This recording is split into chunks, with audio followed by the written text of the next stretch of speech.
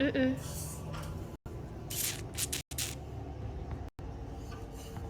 Think it's a Streamlabs thing? There it is. Here we are. Yeah, it kept reconnecting. Well, we're back now. We killed the monster, guys. Congratulations. Good news, we did it. We We win. did it. I see. I'm just grateful that at least the stream is having a stroke at the beginning of the session. Mm-hmm. Yeah. That's the only. That's Anyway, that's what I'm Kyle. grateful about. Not being particularly. All right. So, we'll wait for just a second. I did I get through my recap? Did everyone get the recap? I think you should redo the recap. I'll redo the recap.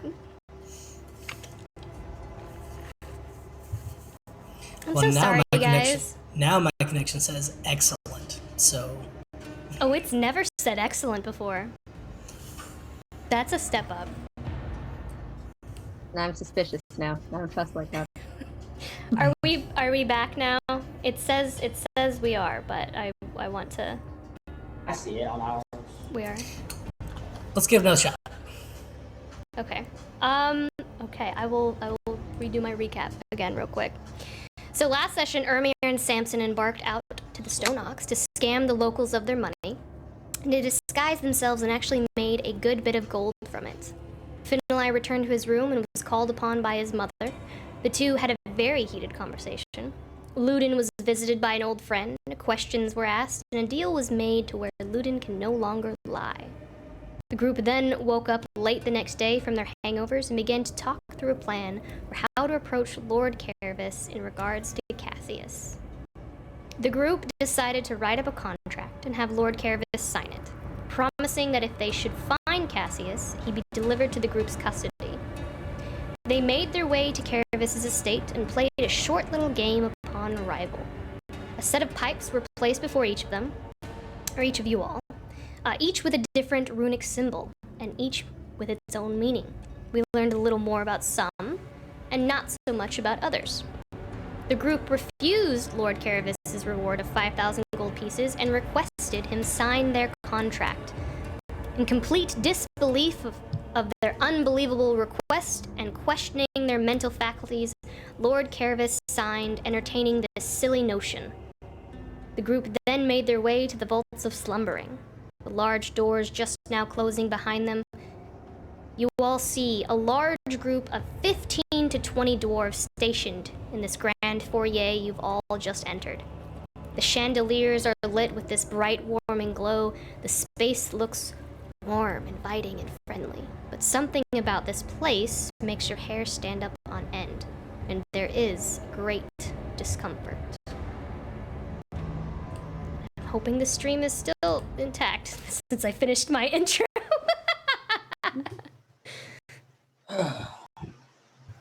Sienna. Is Sienna the name of our person? Yes. So, as you all walk in, you do see a dwarven woman with chocolate brown hair and long flowing ochre robes, gilded in gold thread. She wears a simple gold chain necklace and seems to be checking in on everyone. She sees you all arrive and the doors close behind you, and she does immediately approach. You're new. You must be the individuals Lord Caravis spoke of. I'm Sienna. I admit I was upset with his decision.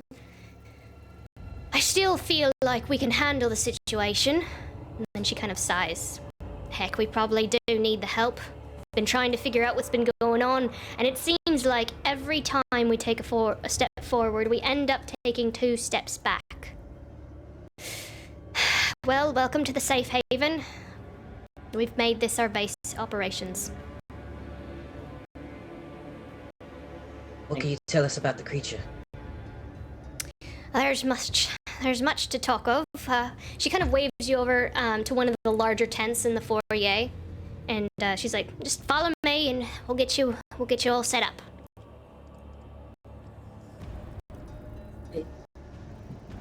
Follow. All right, you all follow.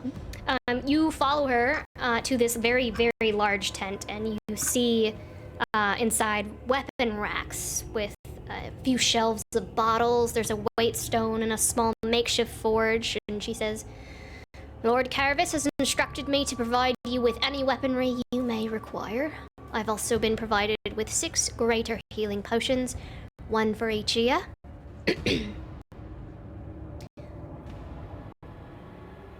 Call it the pride of a dwarf. And she just kind of like hands out the potions as she's talking. So you each get 1. I almost said you each get 6 greater healing potions. That is not the case. Oh yeah. We're invincible! You each get 1. Well, thanks for the bless, chat.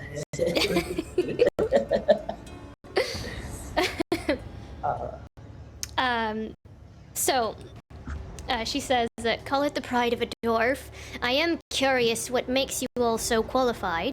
I hadn't heard of any of you when I received word. Were you sent from some magic college? Spell slingers?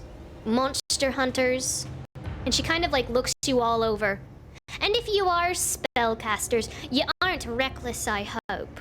There are a lot of people down there, and stone is very hard to put back together.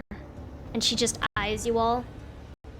Ludum's gonna be like, well, so people can be repaired even if they're broken? With, waking them up? She just kind of looks at you and like she seems very hesitant to answer your question. Ermir will kind of step up and he says, what he means is, if this creature has damaged any of the slumbering parties here, they can be recovered. Make a persuasion check. Dope.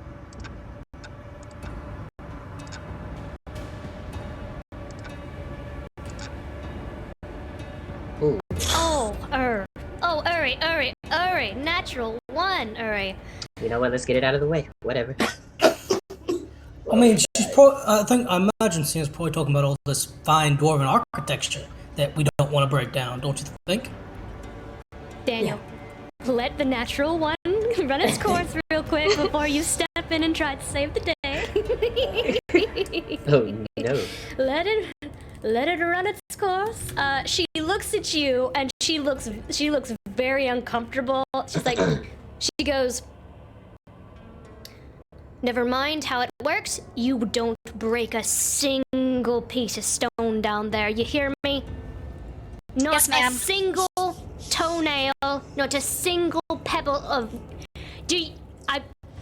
I will have you put in jail if you break a single piece of stone. These are people. Understood. He will walk to the back of the of the party. Well, we've fought monsters before, so maybe this one will also not be so bad. Mm-hmm. Yeah, absolutely. Is there anything you can tell us about it? I'm sure y'all have pretty good knowledge about this thing. It's been down here for a while. She straightens up her outfit as she and you guys are welcome to grab any other weapons in here as well if you need it. I'd like to grab another short sword. Yeah, sure. You can take another short sword. Does she have any +1 weapons down here? No. No. Does she have the hand of Vecna down here? Hey, Or does she? I had to ask. We have to have. Well, if she does with that natural 1, you're not gonna get it. Right. Thank you for the 4 bits, Spice Cake. Yes, so no +1. But if you do want any other kind of regular weapons, you're welcome to take them. I know that Ludin has his special quiver now, so you can take things for that as well. Are there any, like, rocks? All I o- can take from my all, thing? not in this grand foyer, but there would probably be special made stones for slings if you need some extra sling bullets. I'll load up my pockets with them. All right, you can take 10, 15? I'll put 10 in my pockets and then 10 in Ludin's quiver. You're gonna have to like your whole entire shoulder down in there to grab it. Well, it's got different pockets, right? He could put it in a small pocket. Yeah, but the arrows are literally the smallest pocket. Everything else is bigger. Just falls inside. You hear it drop down at the bottom. Guys, here's how we can sneak Cassius out. Hey. Break them into pieces and put them inside of Yeah. Anyways, Sienna continues. As you all gather gear and these potions before heading deeper into the vaults, she kind of speaks to you while you prepare. She says, "We recently sent in a team of 12 to the location where the initial breach was made. The estimated source where this problem has arisen. None of them have come back, and that was 2 days ago. We hesitate to send more men into that location as the efforts have become fruitless. The imprisonment sect of the vaults is completely sealed off right now, and we aren't worried about that section as the breach is further down in the citizens' ward." Has anyone been able to return to say what this creature might sound like, look like, smell like, anything?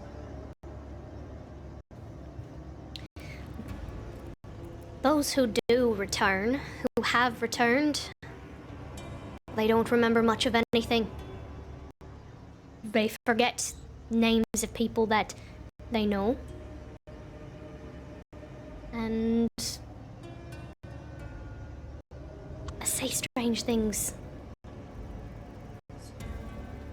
Do you happen to have any of the bodies of anyone that has perished? Just so that we might be able to further understand how this creature attacks.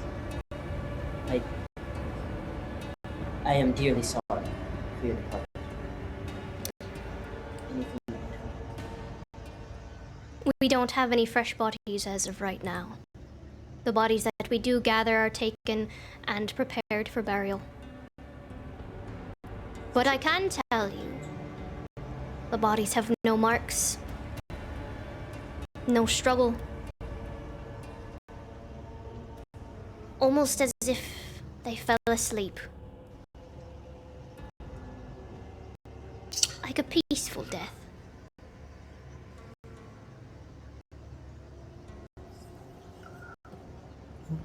Well, I guess there are worse place to go, I guess. You'll forgive us, and I don't think any of us have ever been down here before. Do you have a map or something that we could follow? That way we don't get lost. You'll be taking a guide with you. Oh, okay. You'll need a guide. I'll be sending Burke with you. He can pull his own as well. Burke. Are you sure you don't have a map? It's quite dangerous. We'll have Burke here with us. Obviously. This type of place is not one to be mapped out. There's many an individual down here of great importance and value, and the people that work here and know the location, we try to keep it that way. Makes sense. Is Burke like a guide usually down here, or is he normally like a guard? He's normally a guard. Bark! And she calls him over, and you see this stout, he's a little shorter, dwarf with the dark black hair, and he just kind of, with, swords on his belt and a crossbow on his back, he kind of walks up to you, and he goes, "Is this the group you're talking about?" "This is the group that I mentioned, from Lord Caravis. Recommended." He goes, "Hello, my name is Burke. Nice to Good to meet you. Burke.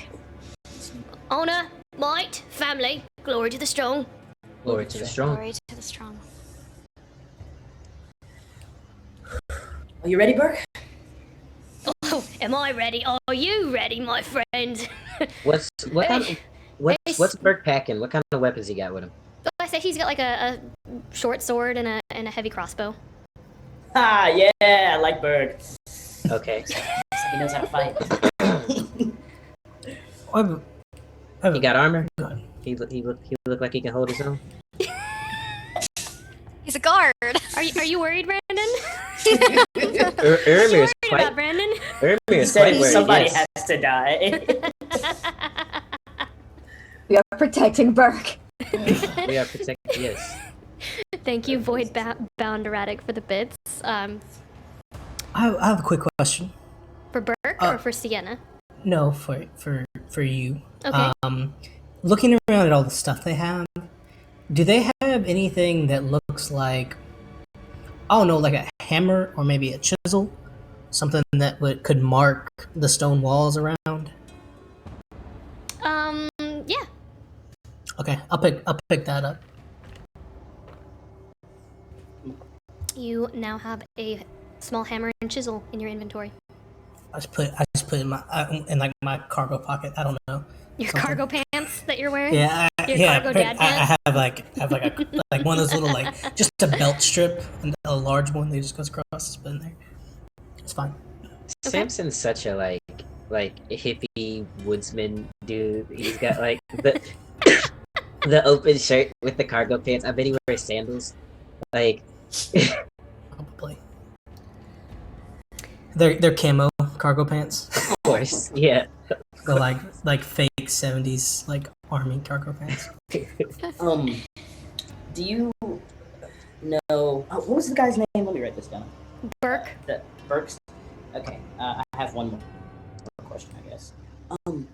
Do you know, like, around what area we might want to start getting prepared, or is this one of the things that this creature can pop out at any time? Should I go ahead and be prepared right now, or? My advice to you, friend, and this is one that you want to take forward in any situation while adventuring, is you should always be prepared.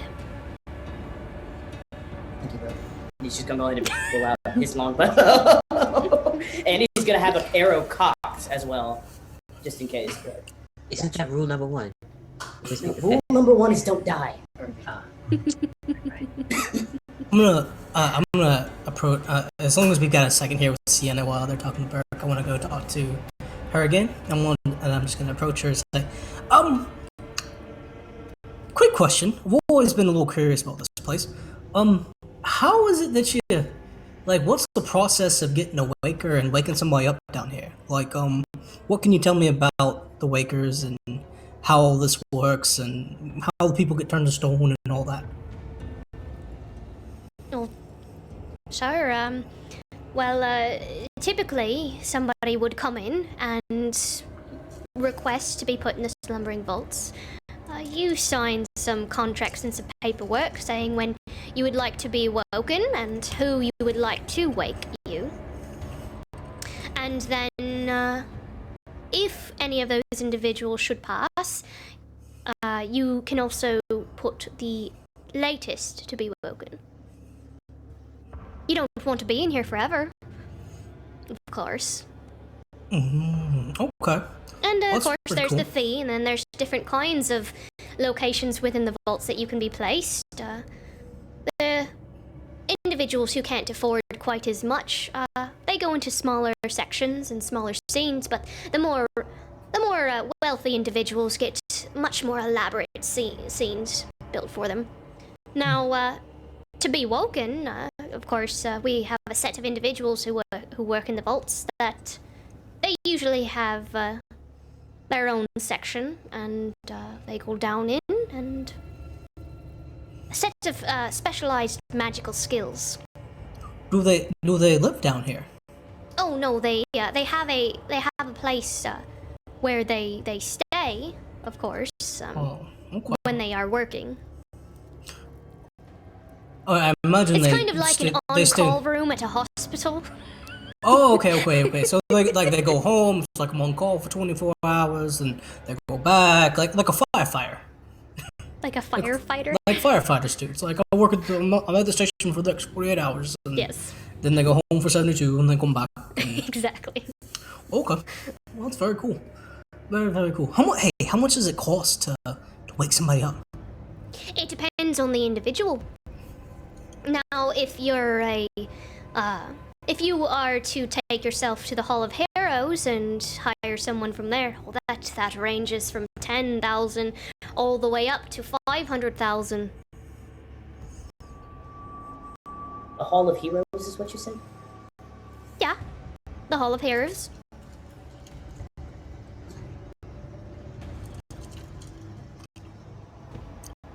It's very expensive. Sounds very lucrative. How often does that sort of thing happen? Oh, not very often at all. But usually in dire circumstances in various parts of the country, we do have people come and visit and awaken various heroes, given their skill set and what they'll be used for. Or needed for.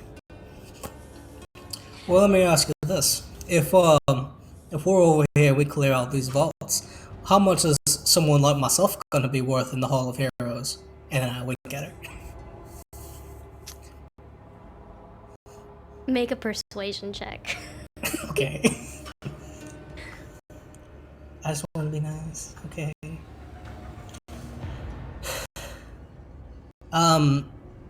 11 plus 4. 15. You might earn yourself a 10,000. Sounds like I'd be accepted. Alright, let's go. I don't know, is there anything else we need? Do they just have any empty glass bottles, like, that are the size of, like healing potions and stuff like that? Just empty? Nah. Alright, that's fine. I'm good. Alright. Are you guys ready to venture forth? Yeah. Yep. I guess. Urmir goes ahead and switches his arm to his crossbow. What do you mean by ready? Are you ready to leave the safe haven and go into the vaults? No. Like physically or emotionally? Burke is ready. That's all that matters, right? He's ready enough for all of us. Well, Bert can lead the way. Yeah, Alright. you definitely can. Let's head out. Burke leads the way. How open is this? Is it like in terms of are we going one by one or like two by two? I mean, you guys, there's space for you guys to walk next to each other. Like, it's... Oh, before we go, can we grab some torches? Do they have torches? Yes, they would have torches for you.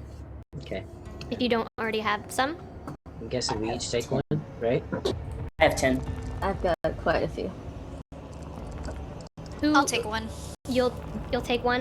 I'll take one as well. What's a torch? I have no idea what that means.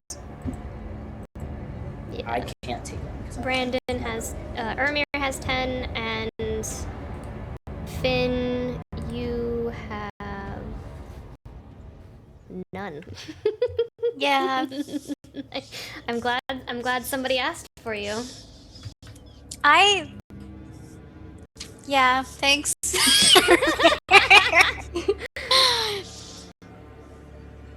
Alright.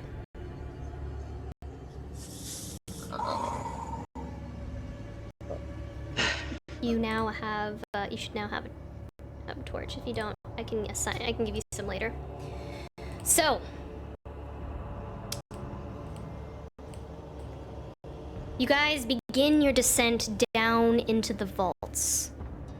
It starts with a long tunnel that breaks up into wider tunnels that branch off into different chambers. I'm gonna, every time we get to a new turn, or every 100, 150 feet or so, whichever's closest, or whichever happens first, I'm gonna mark the right side of the wall. I'm just gonna take the hammer and chisel, like, ching, ching, ching, and, like, make a mark Okay. down the line. Also, Well, like, maybe make an arrow that points out, like, just... Okay. what's the marching order? Who's in front? Well, I think Burke? we're all gonna be across each other, right? Oh, that's Burke right. is in front right now. If Burke is leading, I will direct Umber to kind of stick close to him. Like, he doesn't have to be like perched up on his shoulder or anything, but like just next to him as we walk. Okay. All right, so So- who's bringing up the rear? I can. All right. There you go. So, continuing onward. Each chamber is a perfectly carved scene of its residents' wishes.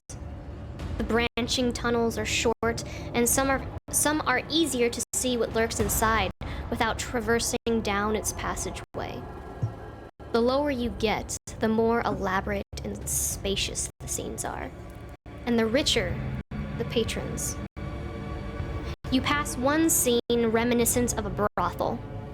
Plush pillows with elaborate furniture, flowing fabric from the edges of the room, pool down and back into the center of the ceiling, all carved from stone. And its inhabitants are drunk on desire, seemingly for all time. Some scenes are unavoidable, having to pass through their space to the next area. Riel was right. Most of them are brothels. And there seems to be a common theme among citizens that patronize the Slumbering Vaults.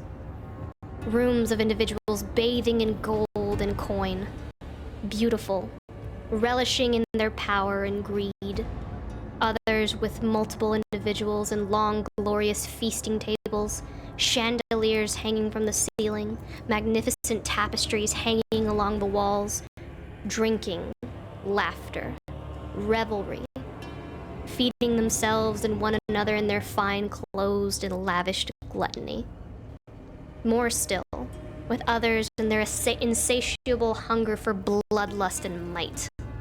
A small battlefield where one never fails to slay any of their foes. The adrenaline of victory and power painted in the creases of the stone on their face.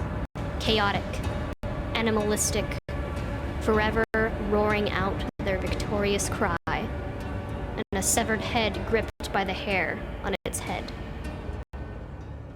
I will pause to let you react, because I know that's a lot to take in. If you would like to react, you may. So far. Kind of makes you think, right? What you would want to be your scene if you had the choice. Certainly see the appeal. For some of them. I don't like that one. Gonna point towards the one with the head. I bet you would be in a workshop, wouldn't you, Ermir? Yeah, I'd be home with my parents and my friends. Father would probably be teaching me how to use the forge or how to build something that could help people.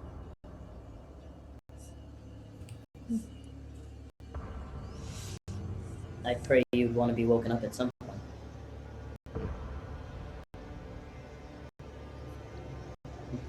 Got a lot to offer, sort of.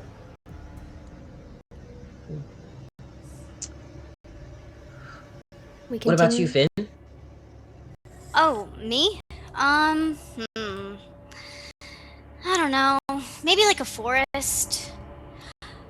Or maybe back at Frisia's Advent in the stadium, listening to the flowers sing. I think maybe I could do that forever.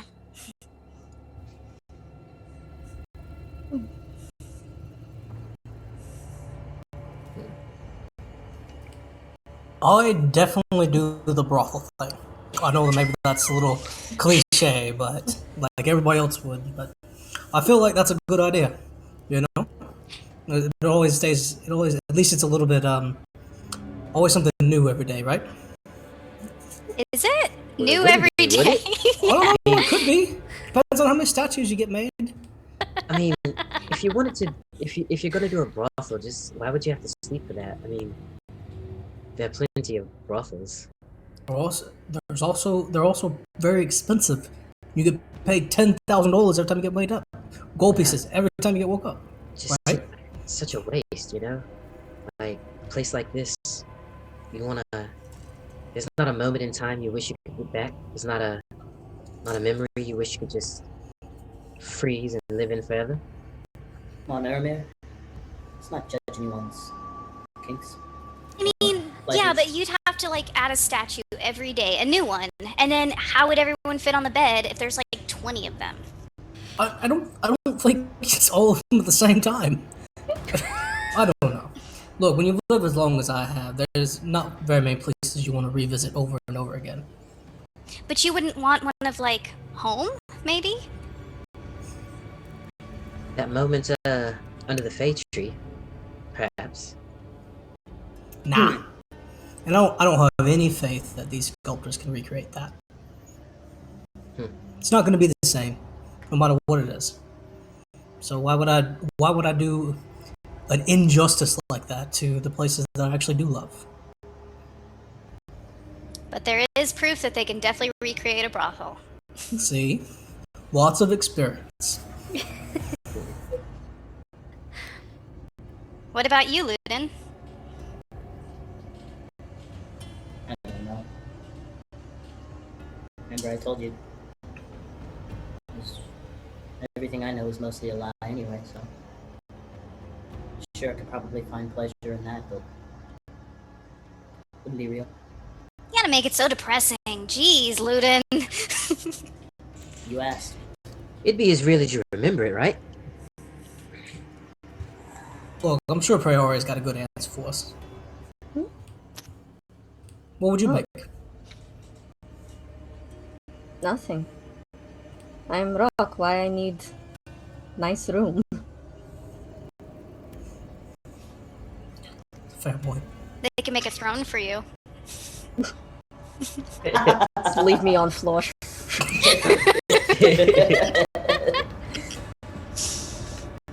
That's pretty funny.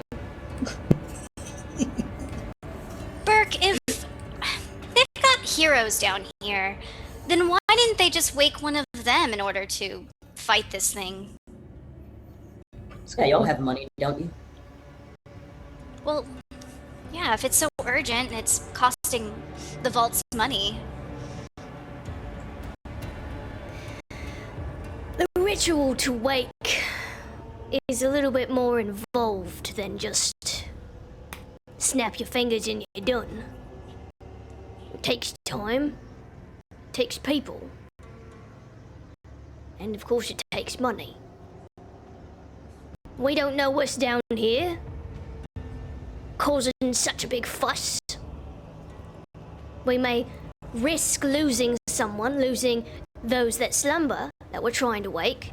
We may risk losing the waker. So, there is some value in the human life. The risk, it'd be pretty risky. And if a ritual is interrupted, you may end up killing the individual. Rule number one. Does So, it? we could attempt to, but we may lose the person. And I don't think that's a risk that we're willing to take. Does it take more than one waker to wake somebody? It usually takes more than one. And do they go to like waker school to become wakers? How does one become a waker? Seems like a really important job. They train down at the... Oh my gosh, I can't remember the name of it. Hold on, give me a second. Something of knowledge. They train at Might's Enclave. That's I where bet you it- train to become a waker. I bet it takes years, huh? It takes a long time to master a waking process. Especially with individuals who have been slumbering for so long. So the longer you sleep, the harder to wake? It may be a little bit trickier, yeah. We try to take as much precaution as possible. But yeah, it's a little trickier.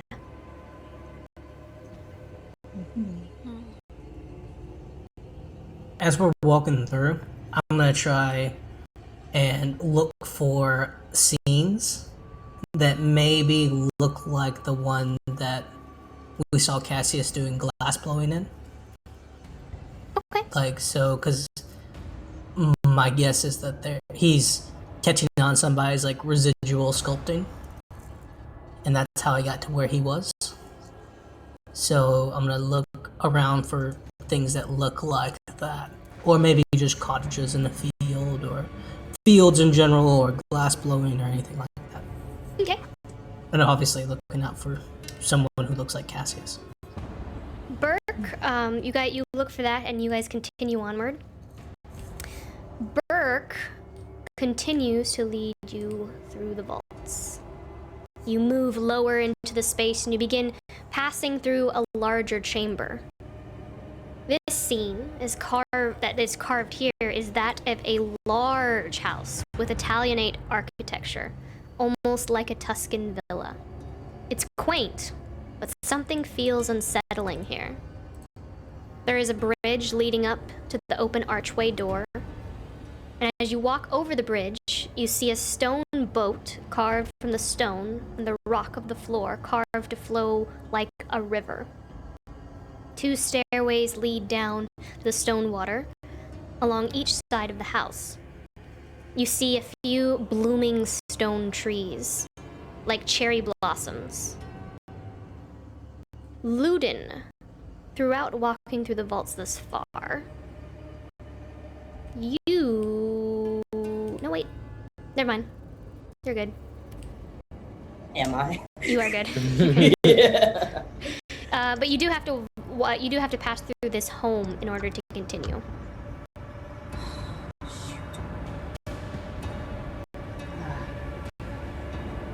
Well, I guess this is good at timing. What's wrong, Luden? Before we go in, I really never did tell you guys what the 4th rule was. 4th rule is trust your friends. And, I can say I do that now. Please, everybody, remember the rules. Although, rule number 3 kind of has been thrown out of the window. Don't die, anybody. Aw, you think we're friends? That's all Finn heard just now. That's all Finn heard. Luna doesn't say anything, and he starts walking forward. I mark the right side of the bridge. Guys, he thinks we're friends.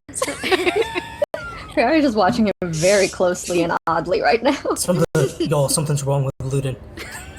Nuh-uh, maybe he just trusts us now. Maybe. The monster's getting to him already. There's something in here. What's wrong with Luden? Maybe. Guys, he already forgot he hates us. Let's go. Nobody help him though. It's fine. All right. So you all walk into this home. You see herbs hanging from the walls, and that animals of all kinds fill the space. There's a cat that's curled up on a windowsill. A rabbit sits up eating a carrot. An owl sleeps on a perch. You see a beautiful tiefling woman with long hair working at a desk. She wears a flowing dress that indicates the promises of status and wealth. Paper and quill lay before her, with a few tomes laying on the desk. Her expression is pulled into a smile as she looks down at a butterfly perched within her open hand. Luden, Finn, Esperise, and Praeria, you looking at this statue, there is something unsettling about her smile as she looks down at the butterfly. Finali, you kind of looking at her, you notice in addition to this, you're the only person, it almost looks like a hunter has caught its prey, and she is seconds away from crushing the unsuspecting creature in her grasp. So he's looking around at all the animals, and he's like, this one has good taste. I like this one. Then he turns around and he sees her face, and he's like, or maybe not. She looks a little dangerous, actually. We should probably maybe Ludin was right. Maybe we need to, like, hurry through here. Does anyone else see that look? She looks like she's gonna eat that butterfly. Ludin just like pulls on Finn as he's still walking forward and like, let's go. Alright, let's anything- go. Is there anything written on the tomes? I'm so glad you asked, Brandon. There are. I could hug you right now. Stay away from the top. I'm not gonna touch him. I've already got the plate. Everything in here is made of stone, but you kind of walk up to the books. I love you so much, Brandon. I'm so glad you said that. And you look at the spines and the covers, and you see one book says History of Magics. Another says Blood Studies, Sorceress Origins. And the third says Eternal Misfortunes.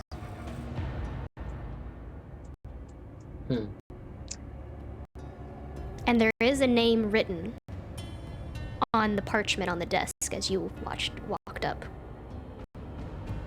What's the name? Zadia Ignis. He says it out loud. Zadia Ignis. Ring any bells for anybody? You can make a history check if you are proficient. Well, I'm fishing in those. Samson? Yeah, the only I one. have. Myself I have and Esperace. Do you recognize her, Ermir? She's got horns like you. We're gonna go through this with every Damn it! Sorry. No, do you know every elf you ever come across? No, I guess not. But I know all the ones where I'm from. I'm not sure where this individual is from. But judging by the books, it's It's It just is you a knew bit her malicious. name. Well, it's written here. Oh. Samson rolled a 22, Okay. and Esperace rolled a 9. A nine total? Esperace rolled a 9 total. Samson rolled a 22. Okay, well, all she needed was a 10. All she needed. So, Samson, you're the only person then. You know the name Zadia Ignis. You know that she is a powerful spellcaster. But also because you rolled so high, in addition to that, you also know that she has in the past been on trial with others accused of practicing dark necromantic magics. Many people believe she is a master of necromancy and unlawful cruel experimentation. She has a terrible reputation and is seriously looked down upon from the schools of magic. They call her Death's Courtesan. She has never been jailed or convicted. Perhaps her wealth keeps her from such a fate.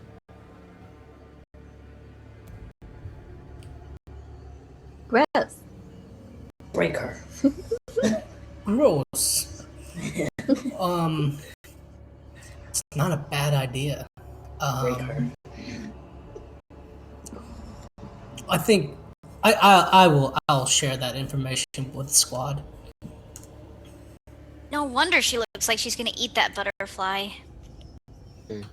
Or maybe she just rose it from the dead. So they just let anyone get a statue down here, huh? Anyone with enough money. I think I'll have to wonder what she's trying to figure out in there. Like, what did she need enough time that she had to pause aging in order to figure this thing out? Do they just carry their memories? I mean, when you learn something and you're petrified or frozen like this, does it come back to you when you waken them? Or does it come back to them when you waken them?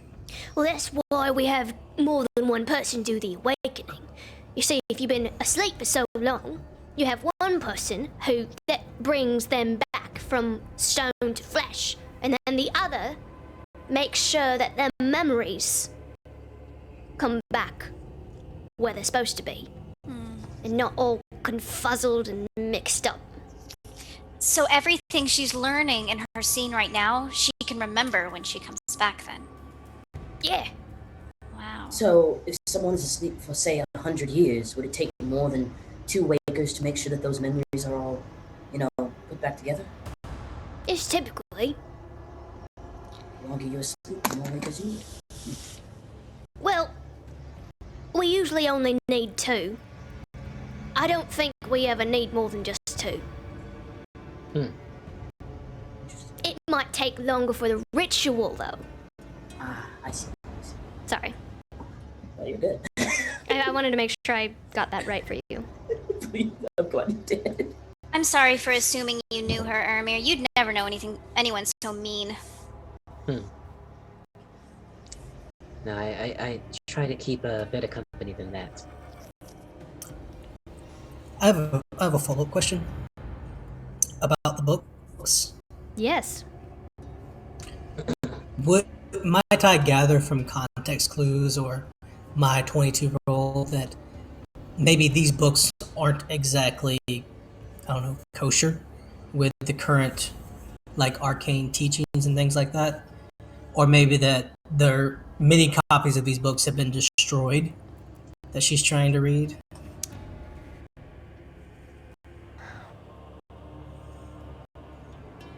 The history of magics. Is fine. Mm-hmm. The blood studies sorcerer's origins. That one is more along the lines of the sorcerer's magic all comes from their blood, right? Right? Mm-hmm. Like they're innately able to cast spells because it comes from something within them. Their biology or something along those lines. You're not sure whether that is the study of that or the study of the blood itself. So there is some sort of uncomfortable feeling with that book. Eternal Misfortunes is about curses. I'm gonna put 2 and 2 together and say they're all bad things. And leave it kind of at that. Put those puzzle pieces together. Okay.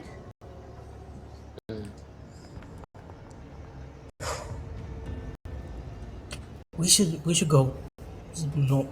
No exactly safe place. Right. You ready to move forward? Mm-hmm. Definitely, let's get out of here. So, you continue onward through the vaults and find yourselves making your way through the Hall of Heroes. A privilege to set foot in this space is only given to those who can afford it. Like an ancient temple, the space is lined with magnificent columns and sets of 2 that stack on top of each other, divided by long marble beams. This Temple of Heroes is very long and rectangular, and a pool is in the center of the room that runs the span of the entire length of the temple. Every 40 feet or so, a small bridge connects over the pool so that you may easily walk from one side to the other. Between each column, a notable hero stands, each holding the weapon of their expertise. Hanging from the ceiling over the long pools, you see these brass censers spaced out evenly down the length of the room. These are used for burning incense, and they sit cold and unlit, a product of the closure. You look all around you as you walk, and there are hundreds upon hundreds of heroes in this temple alone. You can see that the temple spans on for quite some distance, and there's no telling how many heroes slumber here. While you don't have time to investigate all of the heroes, you do catch glimpses of some familiar faces, and again, those proficient with history may roll history checks.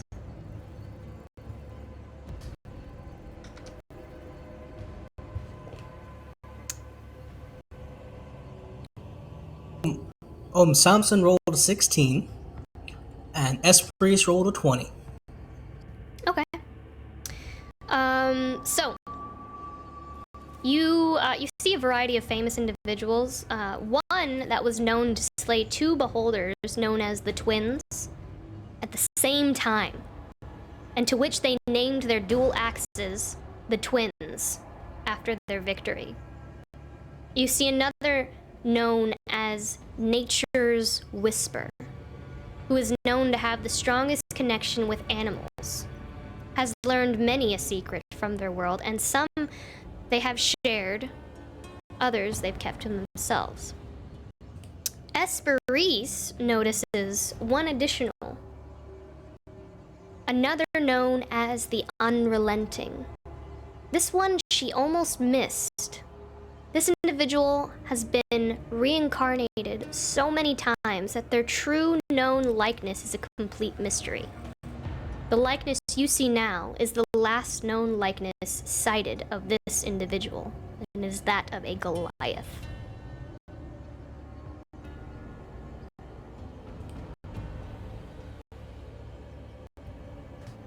I will share all that information with the group. Who do you think is the most expensive to wake?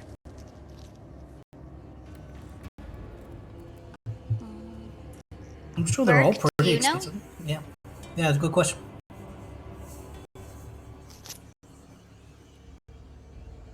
Oh, you're asking Burke, sorry. Yeah. Yeah. Sorry. Thank you, Voidbound Radic, for the additional bits. Thank you so much. She's asking, or I'm sorry, Finn's asking who's the most expensive. Mm-hmm. Yeah. Shit.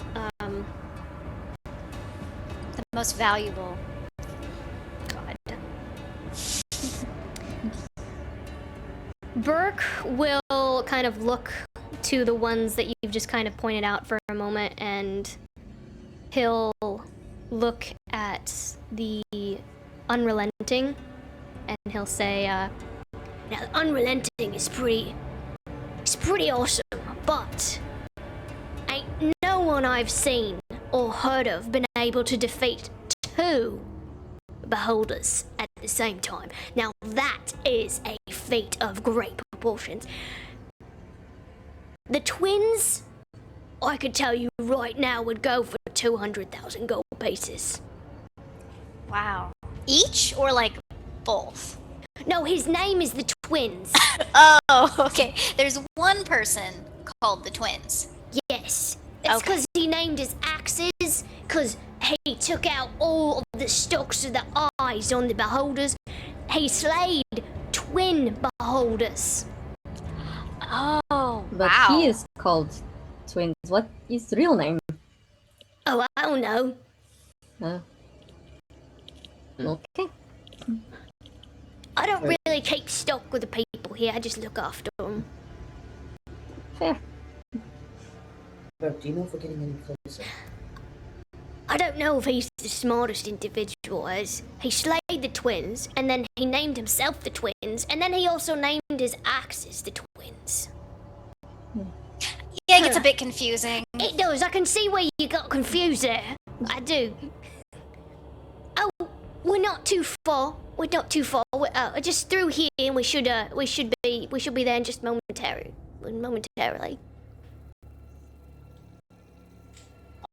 And when we look forward, is this one thinner? Is it just like the other ones where it's large and we really don't need to worry about marching order? Like wherever we're going. Down the tunnel.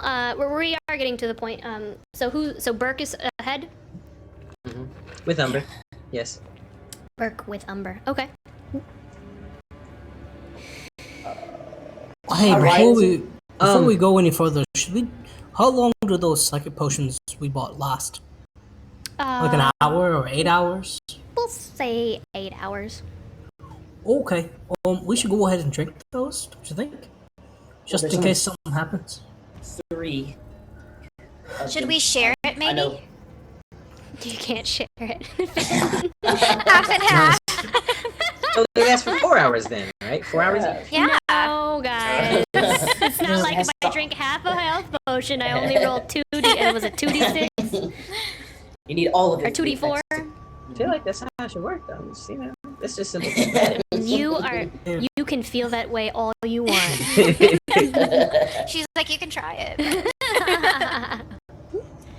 Okay, Um, so who should take them? Well, we should probably give them to the people that are going to be Most keeping, effective. like, running in and keeping folks alive. So definitely Finn, and probably Esperise, and probably Ludin. Are you sure you don't want one, Samson? You're gonna be kind of up and close and personal, and I really don't want anything messing with your mind. That's a good question. Probably not. Because I'm I know. probably farther away this time Okay. because of just trying to stay back from things, but because Umber, I figure Umber can't really be hurt, right? And not by this kind of stuff, so we'll probably be up there, and yeah. I mean, I guess I could. Are you not going forward this time, Ludo? I am. I just know that, sadly enough, Esperise can take me down very quickly if anything tries to intrude in my mind. Well, are you fighting with a longsword or your bow? I think that it'll probably be the bow, but if someone goes down, I have two short swords for a reason. Well, Samson, you're the one. You're the one transforming, right? I mean, blink dogs and alligators and the like. I think you should be up front, yeah? Yeah, okay, I can do that. Just to see. Take it back from Ludin. I'm sure it'll depend on what happens too, right? So. Yeah. So- I might change it up. Samson's taking the front. No, I'm drinking the psychic potion. Oh, we're talking about. Okay. And so will Esperise. And I will too. All right. As we're walking through the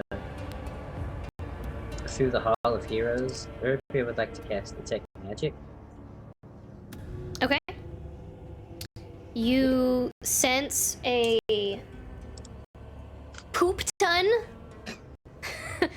of, like, you see a poop ton of golden energy halos around all of the statues. And it's transmutation. Just everywhere. Is that all I sense? Yep. Nothing but transmutation. Everywhere. Everywhere. Yeah, I figured that.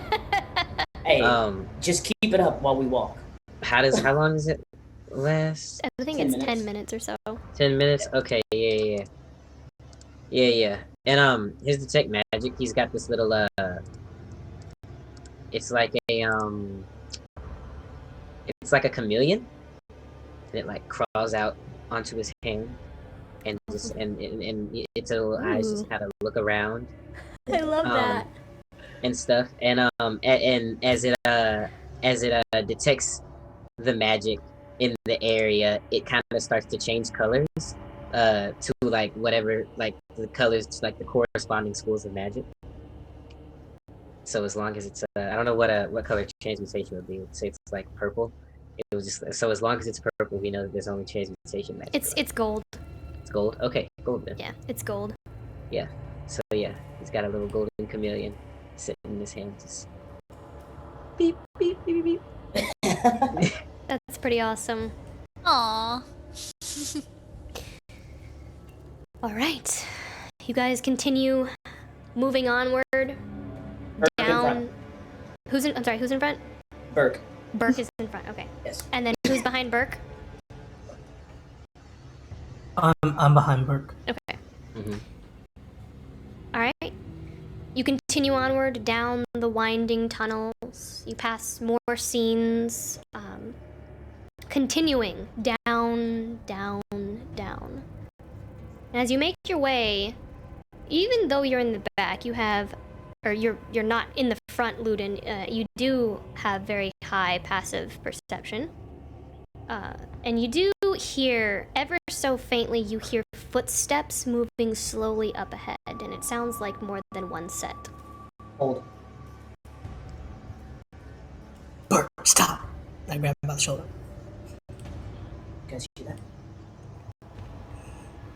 Is What? it dark? Is it dark in here yet? What is it? Footsteps.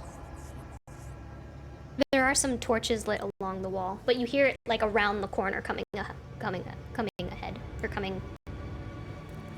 Everybody get sneaky. You can go ahead, everyone make a stealth check for me. I will also reach back and nudge Ermir and do Blessing of the Trickster for him. Yeah, I'm not gonna all make it. You have to announce that before the roll is called, Danny. Oh, okay. Sorry. I'm invisible. I haven't rolled yet. Yeah, did he not roll? I haven't rolled yet. Oh, okay. I see what you're saying. Okay. Yeah. I thought it was one of those things where like you have to call it before the roll is called. Go ahead. That's fine. Thank Christian you. got a nat 20, so Makes sense. He is the knight. I got a 16 with my trickster blessing. I got 11. Thank you, Finn. Okay, so Samson rolled a 10. okay. Esperish rolled a 21. Arya got a 12. Okay. And Christian got a nat 20. And Ermir got a 16. yeah. So you're successfully stealthed, but they are like they're like they don't know you're there yet, but they're coming around the corner and they're eventually going to run into you. They don't know you're there though. Who? What do we see? You don't know yet. Is there anywhere to hide, or is it just like a straight corridor, or all of the It's just a tunnel. straight tunnel? It's a straight tunnel. And I assume you said they're lit. Yeah. Are they lit behind us too?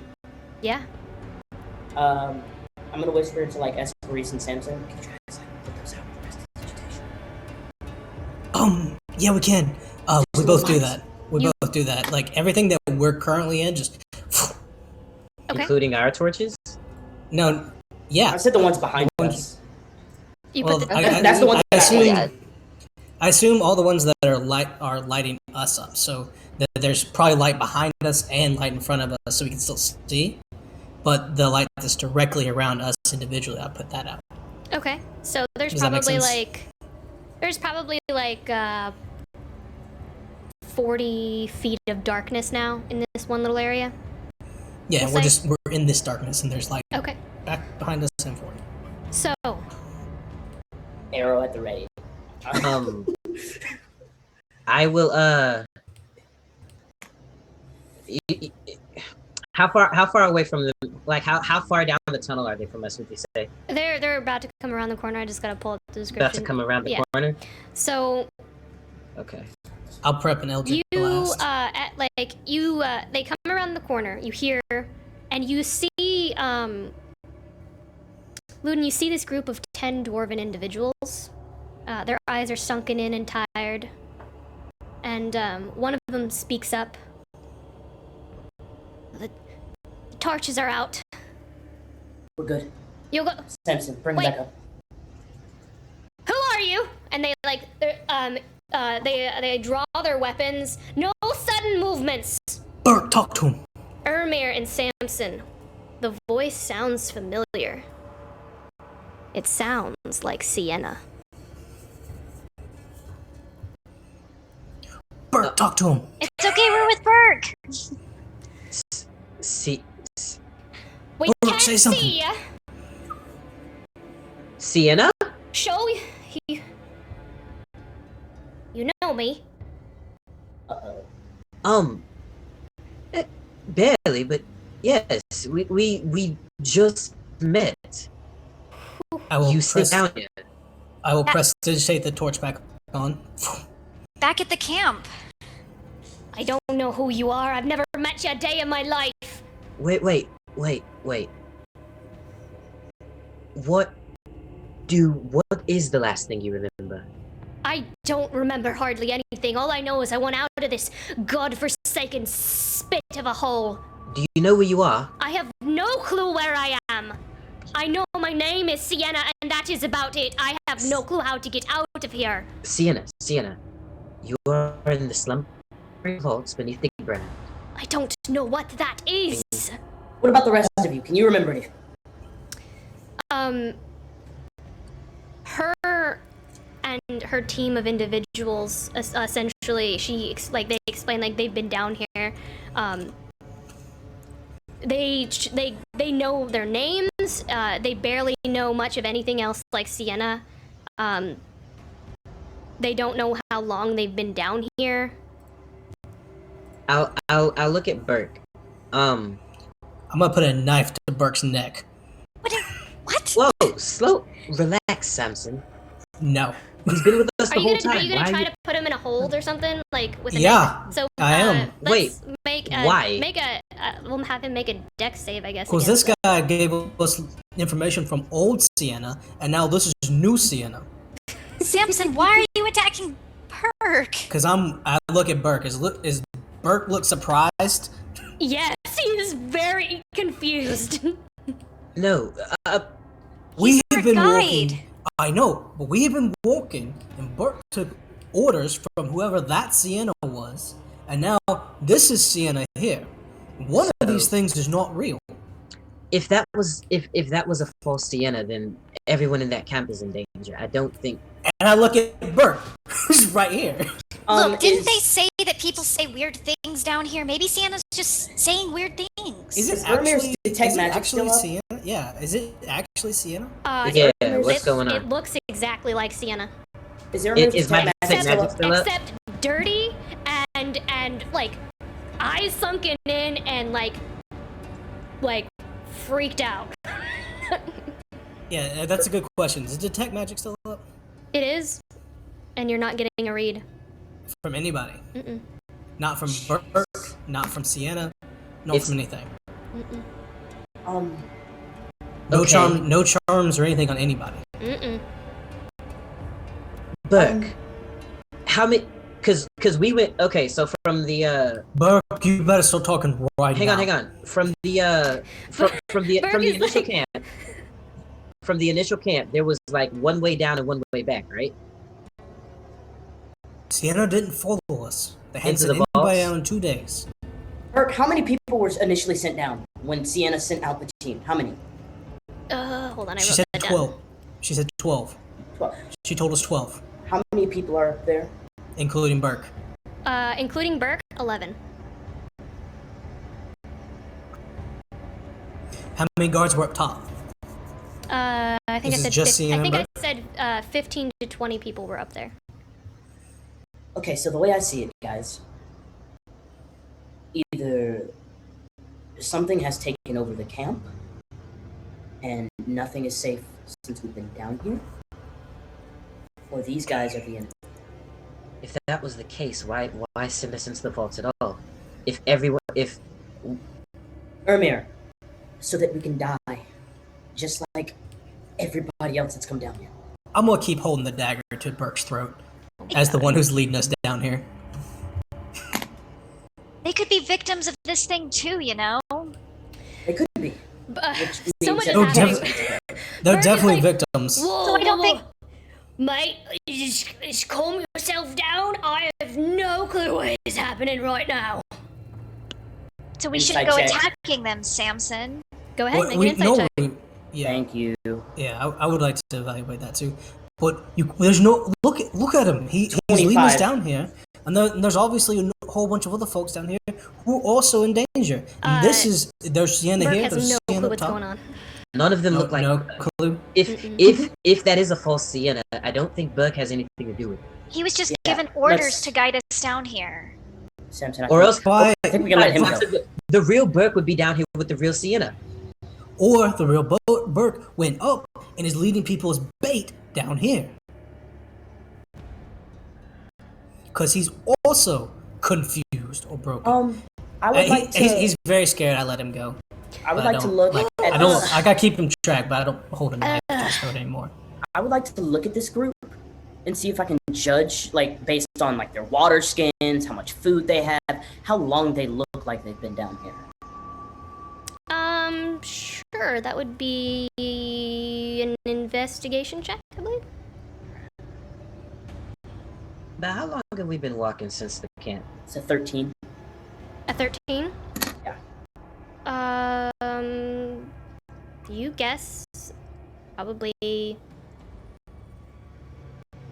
2 or 3 days.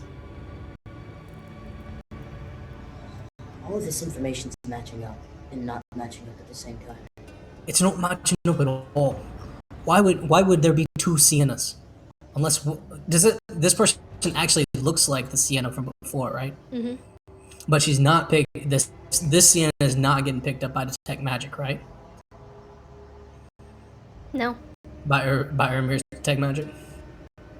Yeah, no. Okay. There's who are you up here? You Sienna, yeah? Are you leading this whole group? I guess you could say I'm leading. We're just trying to find an exit. At least I think we're trying to find an exit. This, and she just kind of like gestures to the rest of the group, and they all know their names. There's Marlowe, Corbin, Derry, Cade, Fred, Thomas, Sonia, Hogarth, Athena, and then of course Burke. And there's a mix. They're a mix of casters and warriors. Burke, do you remember who was sent down on this mission a couple of days ago? Burke looks at all of them and he goes, "Oh, yeah, them." Who's missing? Except we're missing someone, I think. You're missing 2 people, right? Burke, come on, buddy. We need to know. Come on. I don't know. Tech magic showing up on Yeah, Burke now? is anything going on? At any rate, we have 11. We have how many people are there? You said 11. There's 11 people down There's there. 11 but people. 12 people were sent. Yes, well, we found these 11. We can't keep them down here, The To issue take them is back. there's 12 people that were sent. and we will find the last one.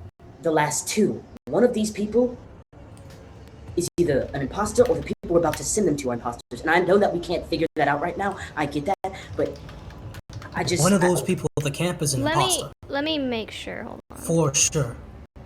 Because we don't have 2 Siennas. Well, And I take the chisel and make the arrow on the wall. But I've been doing this whole time. What should we do? Did Sienna come down with the group or not? You're asking Burke? Sorry. I was double checking to make sure I'm not telling you the wrong thing. I never saw Sienna go down here. I don't remember her going down here. Now hold. I- But do you remember the other 2?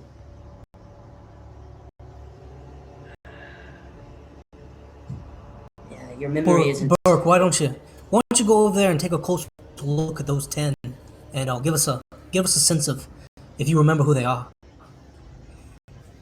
He goes over and he looks at them and he does know all of them. He recognizes all of them.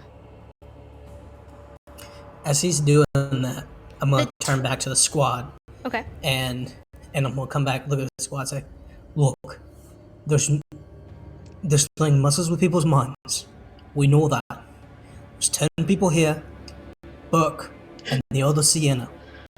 I think we've been set up here. We should send all 11 of them back with Burke, and then we'll use the trail I've marked to get home. They can use the trail to get there, and then we can use the trail to get back. All you gotta remember is keep the arrows on your left. And you'll be just fine."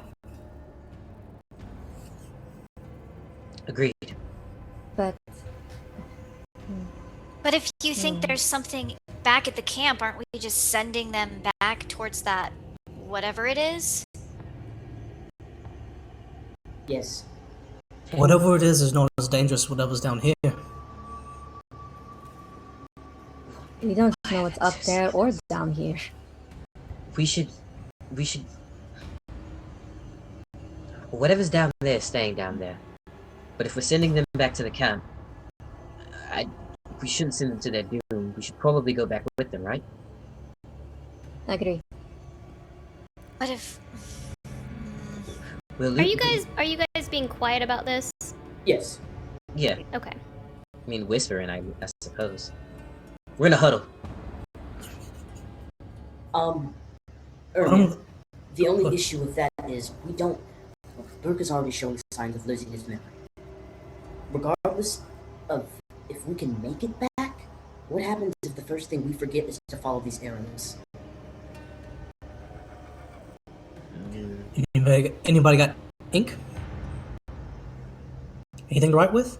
Yeah. I just take it. I write arrows on your left. Arrows on your left. I write on my arm. I write it on my arm too. I write it on my arm. We're going full memento, alright. All right. I pull Burke over. I write on his arm.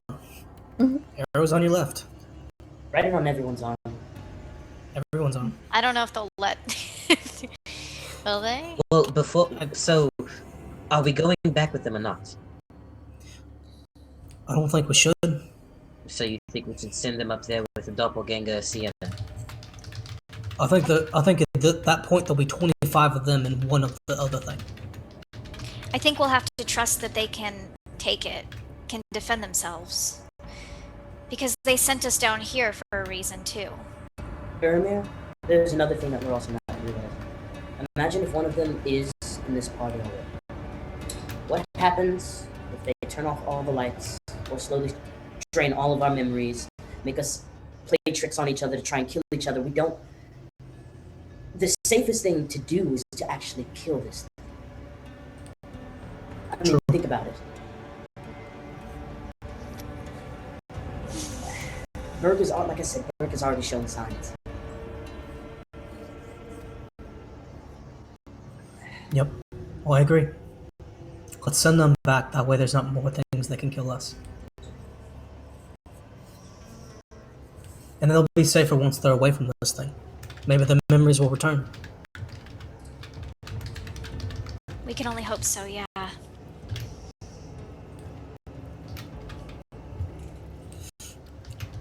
Sienna.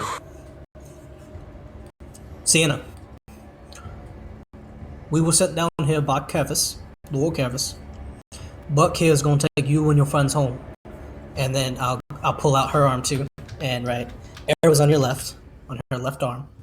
It's like if you get lost, follow the arrows. And then I showed them all the arrow that I've been drawing every 100 feet or so. Okay. That leads back to where we came from. Okay. And then Burke, you take all of them. We're counting on you. Sorry, I was trying to do a prediction redemption in chat. So.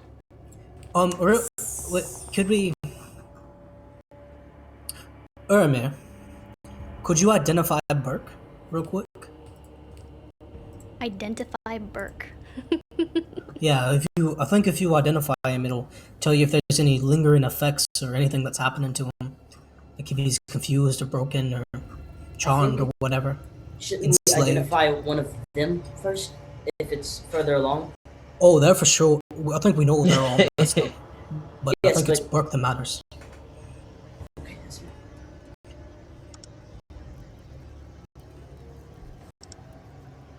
Did you bring that with you today? Crap.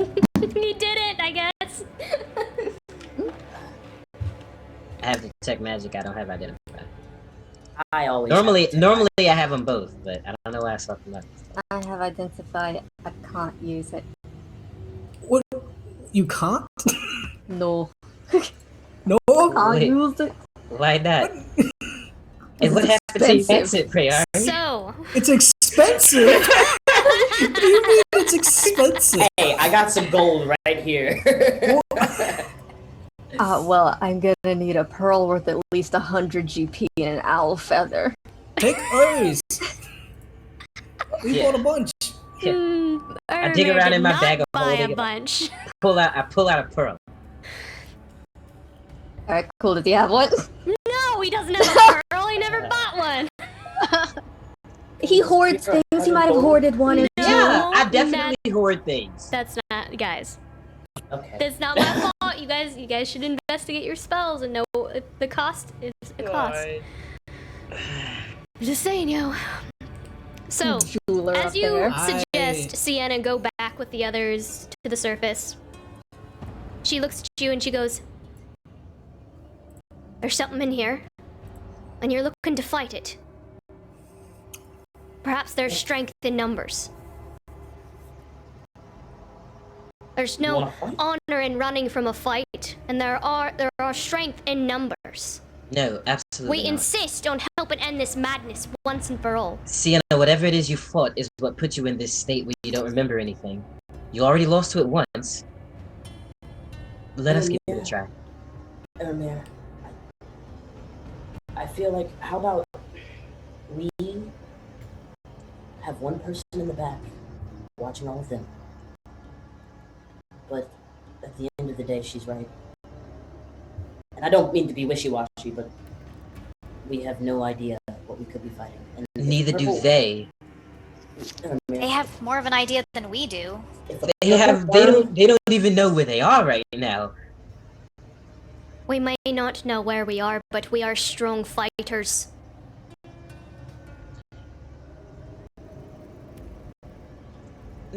No, I feel better No. taking them than leaving them. just follow the damn arrows and get out of here. You don't need to come with us. Make a persuasion check.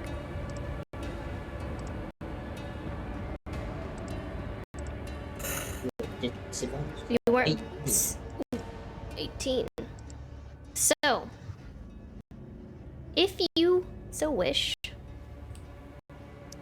let's see. 4 will leave, but the others insist on staying. No. You all stay or you all go. I think we That should let I'm them not- come with us.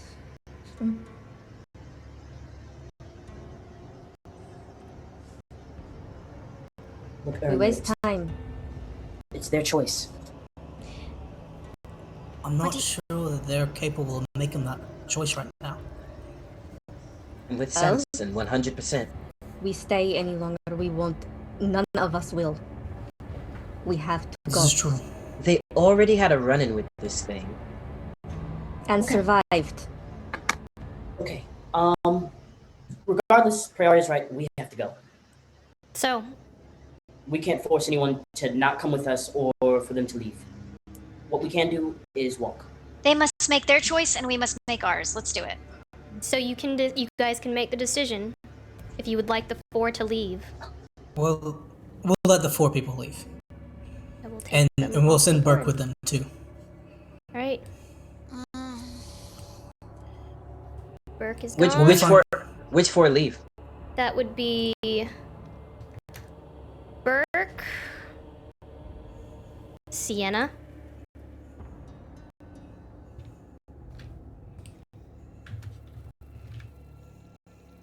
Fred,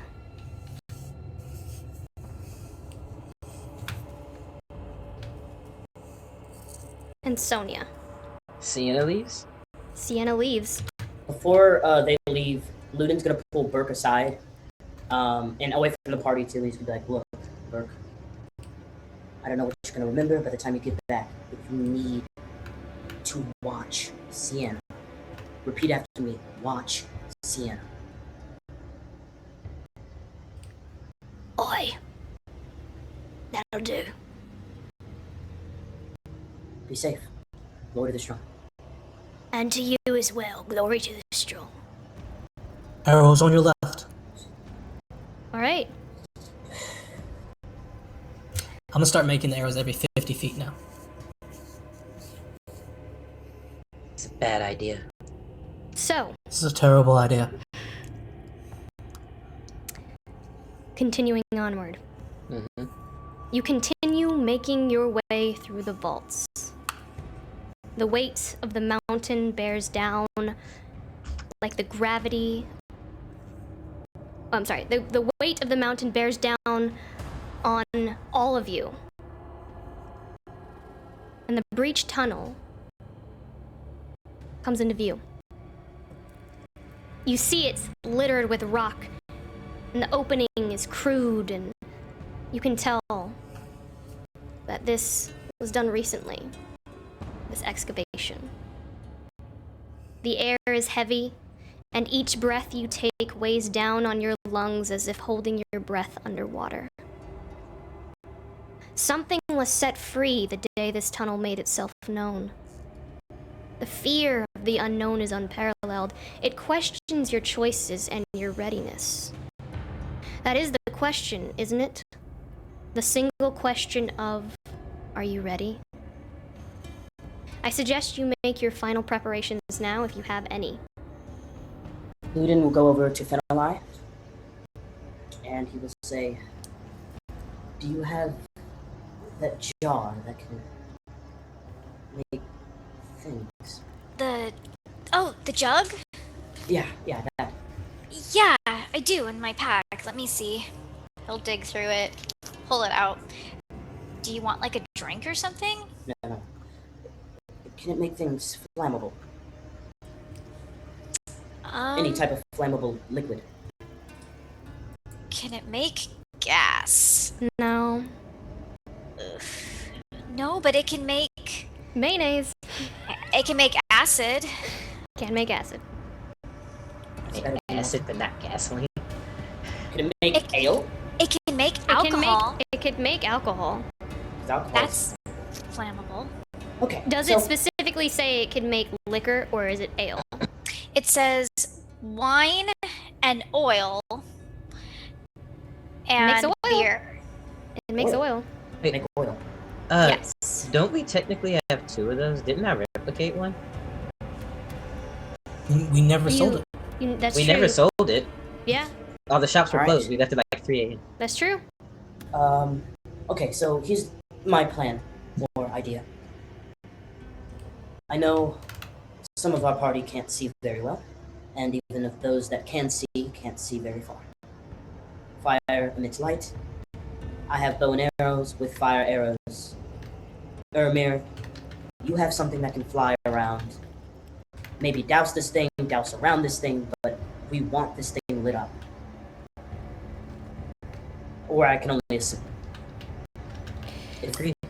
You have at your disposal now, you had 11, but now you have 7, 1 caster and 6 warriors. Who would you like paired up with who?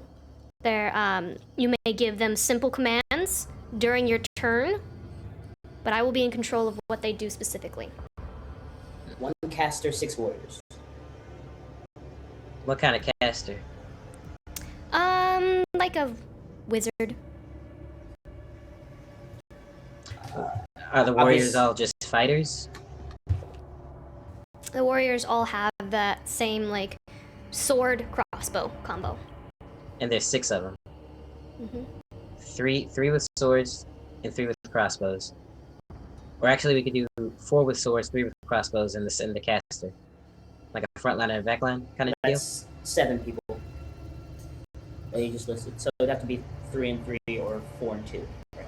I'll take the caster and one of the biggest frontline guy with me, and I'll pair another frontline person with Esperise.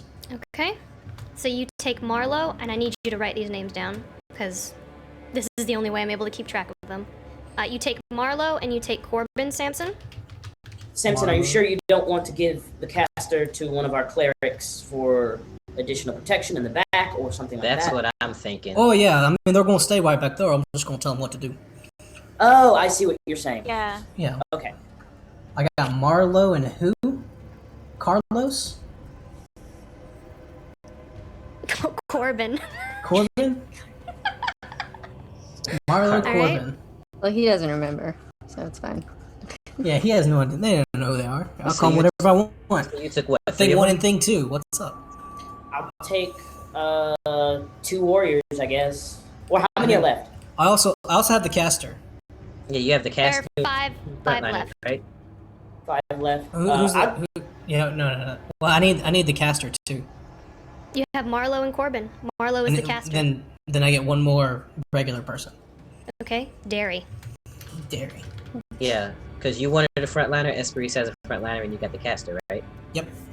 All right, I'll take 1. One of the warriors. you take Cade. Okay.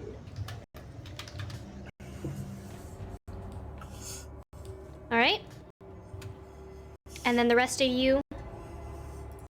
1, 2, 3, 4. There's only 3 left. There's 3 left. Mhm. I will take one of the frontliners. You take Thomas and I'll take. Is somebody with a crossbow left? all of the warriors have crossbow and short sword. Oh, okay. Yeah, I'll just take one. Okay. All right. Like the last 2, I guess. I thought there was only 2 left. I thought there were 4. No, there's Just 2 count left. 'em. Yeah, There's 2 left. Samson, you're muted. We had 7 total, right? Yeah. Yeah, I have Samson one. got 3. Samson got Marlowe and Corbin and Derry. Ludin got Cade. Urmir got Thomas. Finn is gonna get Hogarth, And so there should be one more. and then Praeria is gonna get Athena. Athena. Mhm. Alright. Nice. Excellent. Alright, so Strategy. before we go in there, can we take one of those things, one of the jugs, whisper oil on it, or whisper oil into it, and give it to Umber? We'll use mine since it's the. Oh, you know what? I'm sorry. Sienna was supposed to stay with you. Cool, I that's apologize. fine. Sienna is there. Where would you like to put Sienna? Is she a warrior or She's a caster. Caster. And Caster. then Another then wizard. So we have 8. Mm-hmm.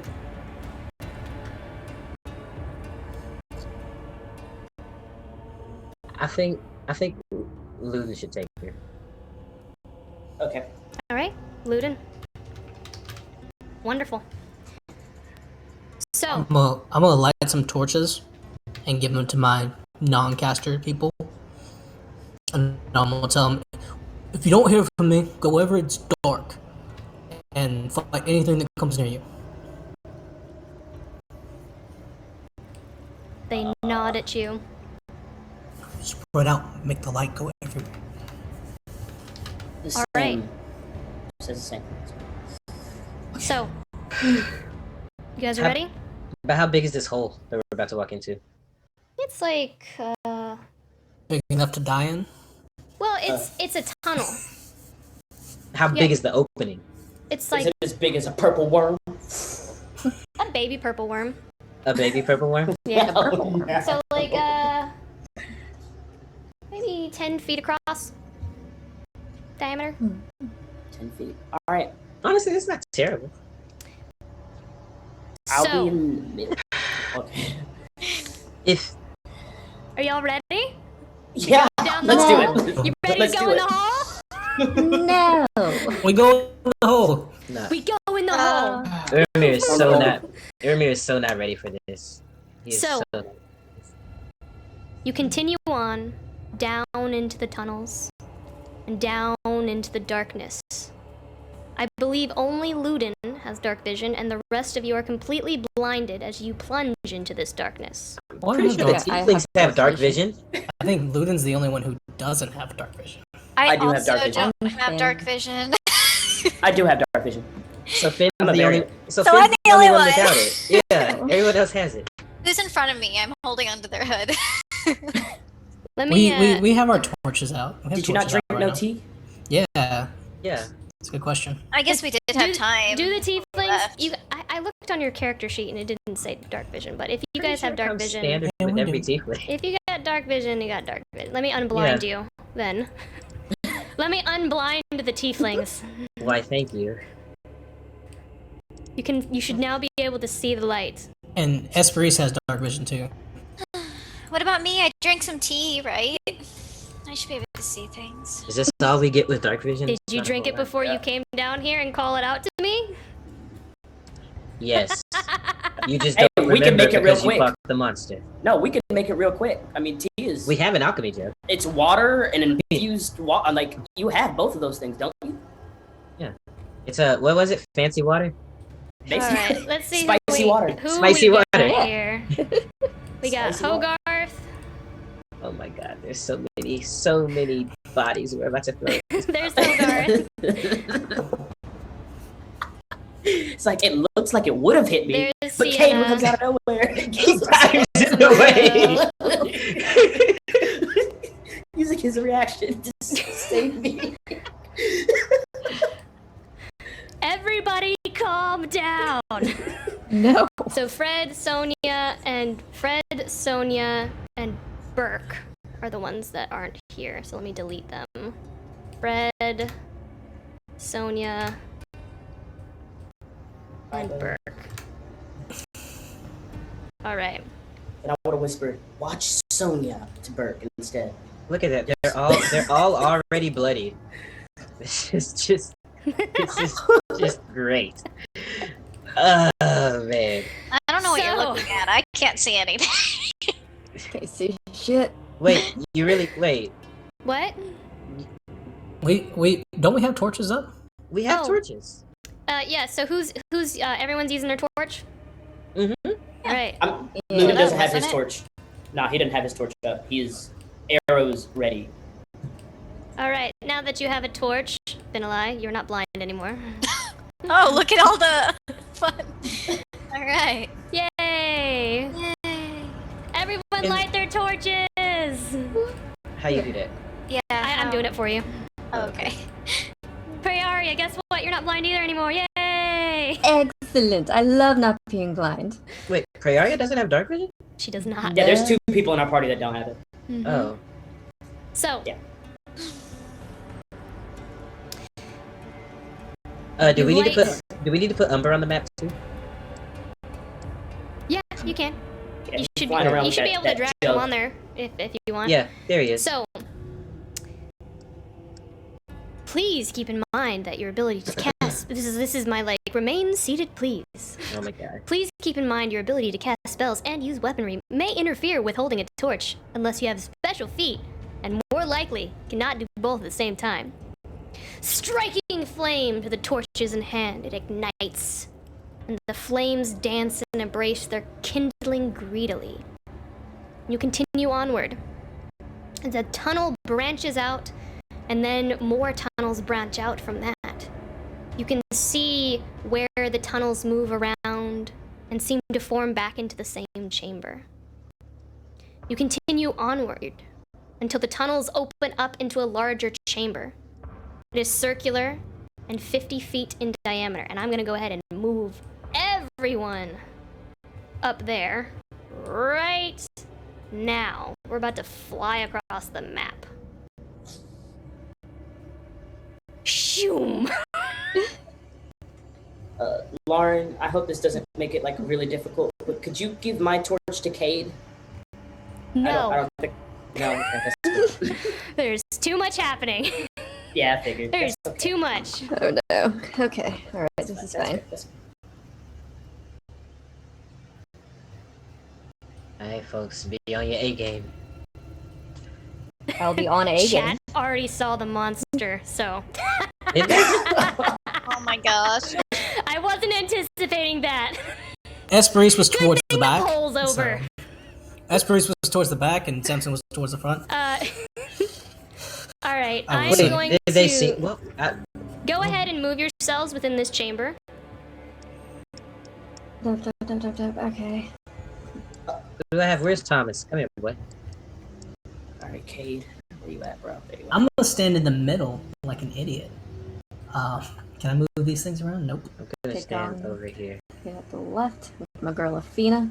I'm gonna put. Fina, We here. can't control It's not game player the 3009. NPCs. Can It we? is the closest thing I could find that looked like the monster, but it is not that. I Jesus. would like for It's not Esperise I'd like for Esperis to be right here. Can I do that? No. There's a way to like point, right? I don't know. And there isn't a large gaping hole in the floor. But I'm gonna continue my narration while you guys place yourselves. Your torch flutters and pops, the sound reverberating off the walls like a beacon.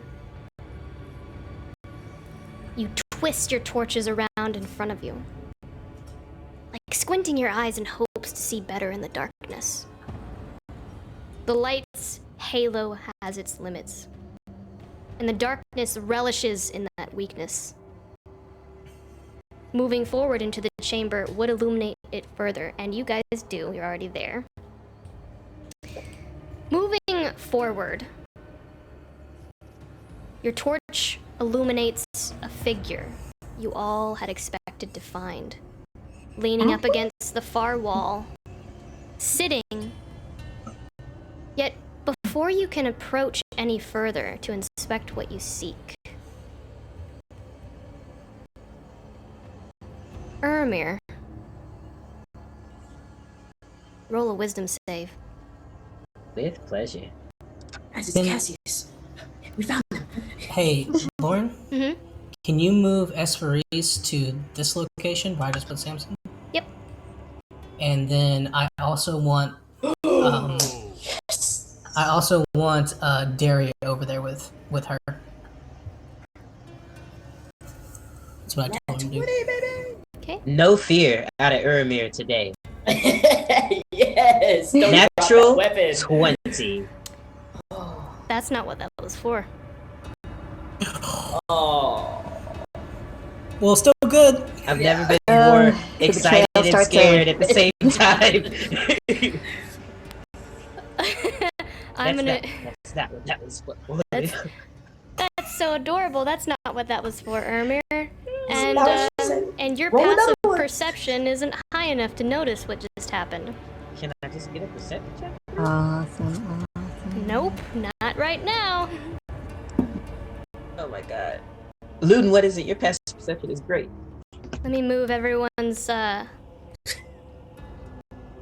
bros what you're next to feeling. them. And Corbin I have Corbin too. goes with Samson. You don't notice anything.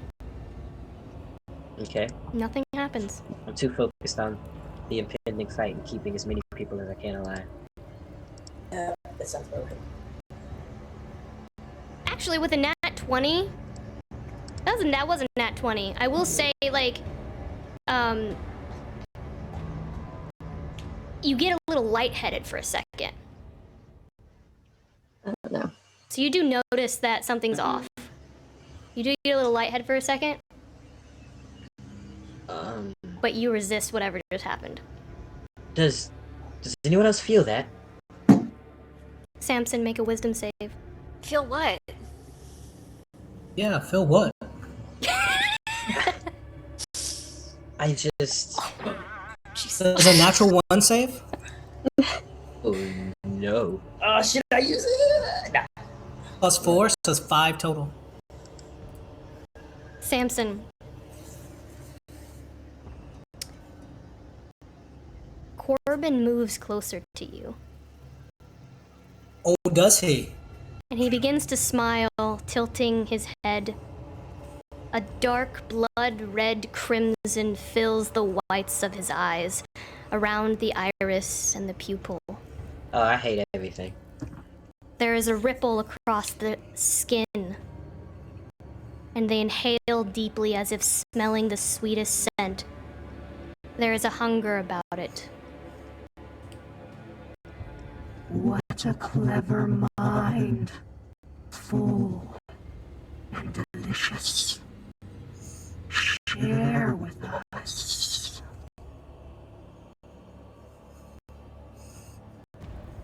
Corbin saying this out loud?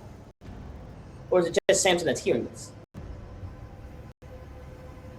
He is saying it out loud. I think about you- telling. I think about telling the party, but I've already told them once. And so therefore, I I just like I pull a dagger, I guess. So, with that, Samson, you are going to take. Sure. We should have just killed him on the spot. You are going to take.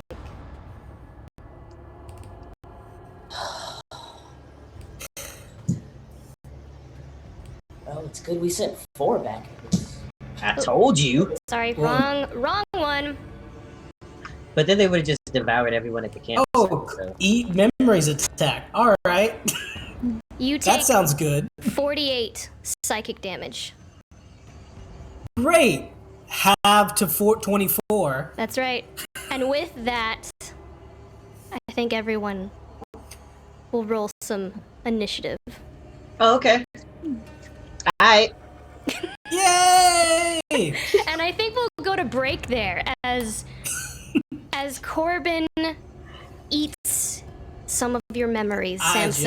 I just scream so loud, as loud as possible. Pain that this all happens simultaneously. Everyone hears Corbin say this, and then you hear this blood-curdling scream from Samson and you can see, like, around Samson's eyes, those of you who are close to him, this blood-red vein just coming up from his ears and around his eyes as he screams. Samson, some of your memories have been consumed. You may choose which you forget. Would you like to choose what you forget, or would you like me to choose? I just assumed it wouldn't be me. You can pick. You can pick. Samson, you forget the name Eleanor. You forget all about Eleanor. Oh no. Oh my god. What? That's my Bardo. And What was with that? that, because you have had your memories drained, all attack rolls and ability saves, you will roll a 1d4 and subtract that from your roll. Fun. I'm super happy to be here. So, we're gonna go to break, and when we return, Everyone's gonna die. they're gonna I've fight never this I've never been horrific more. I told you so. creature. Wow. Alright, guys. That's gonna break. We'll be back in a second. Stay tuned.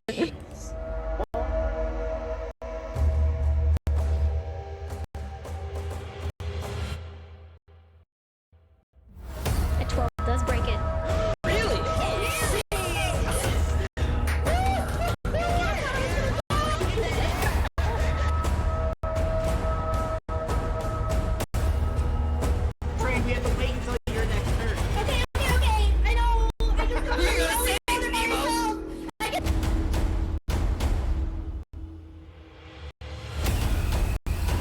I would never hurt people on purpose, Bhagwan. Alright, then we can trust her, boyos. She's not gonna hurt anybody.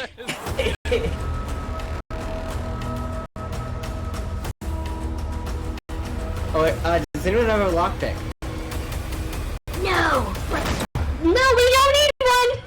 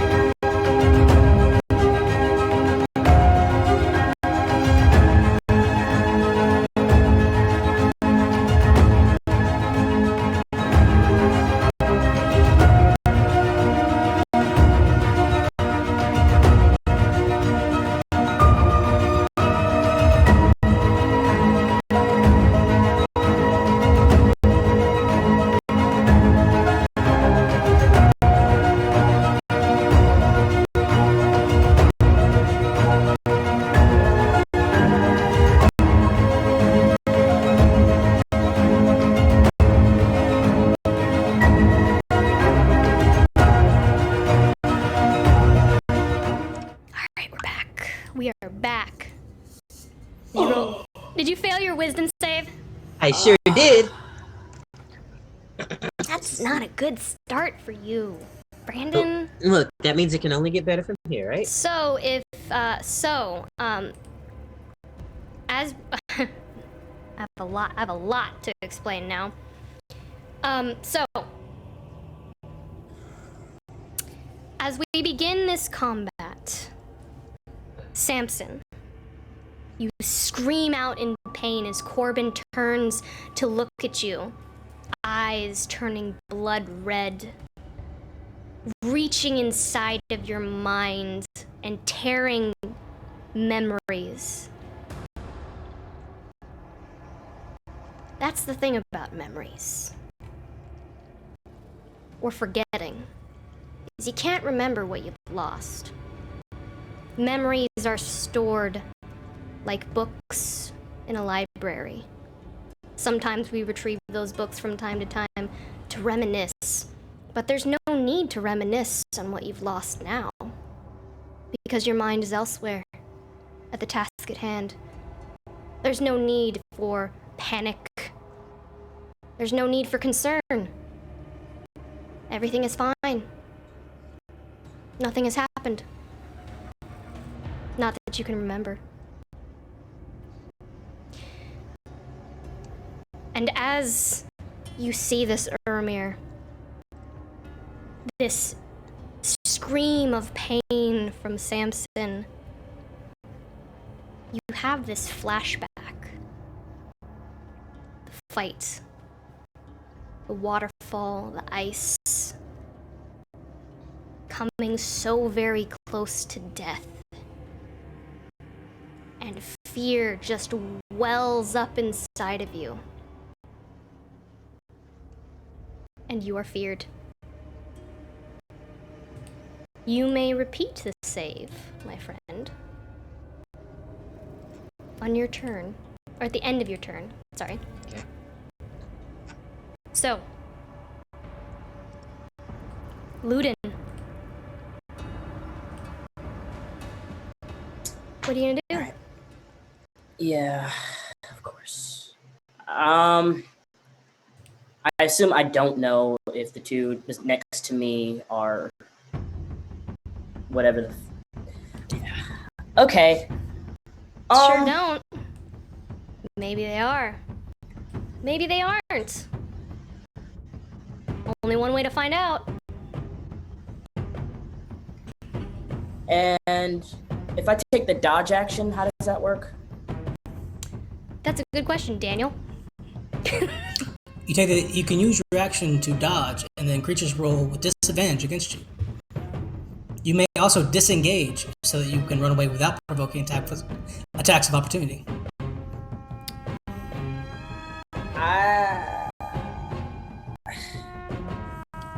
Yeah, I'm gonna. Does the dodge action, does that work in terms of saves as well? Do I have to roll? Do I get to roll with advantage, or do I just? It's nothing. It's nothing. All right, I'm gonna pull out my arrow and I'm gonna take 2 shots at Corbin. Okay. Roll to hit. Alright.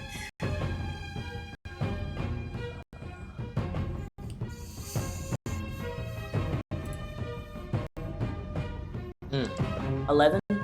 Misses. Corbin dodges out of the way and just kind of like smiles. 19. That does hit. Yeah, I'll mark him as my favorite foe. Why not?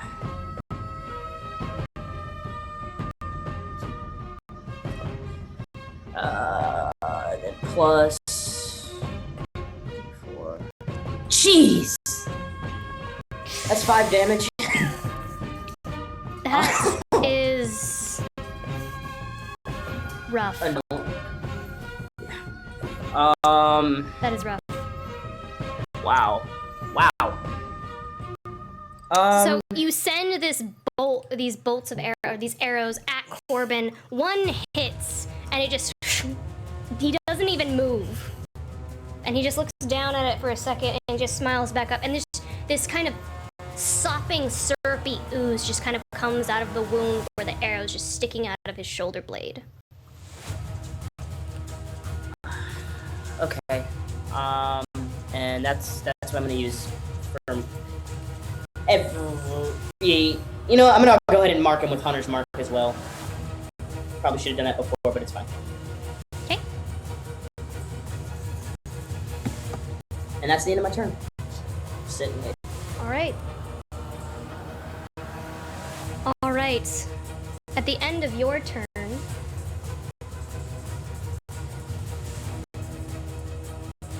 Cade, standing next to you, Ludin, is going to look over at you and the same expression just filling his face. Eyes turning blood red. You see his arm morph and just kind of coagulate into this syrupy goo, and he just comes across and just smacks you, like cold clocks you right across the face, or at least is going to attempt to.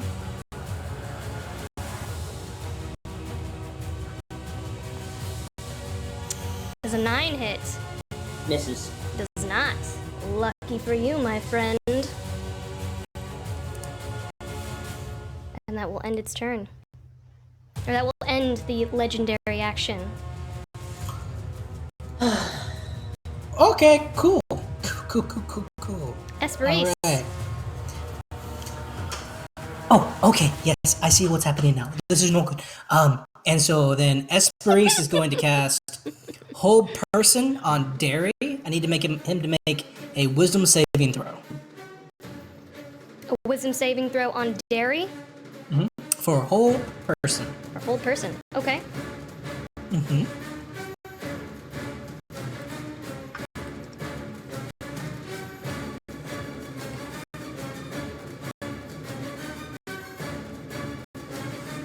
Alright.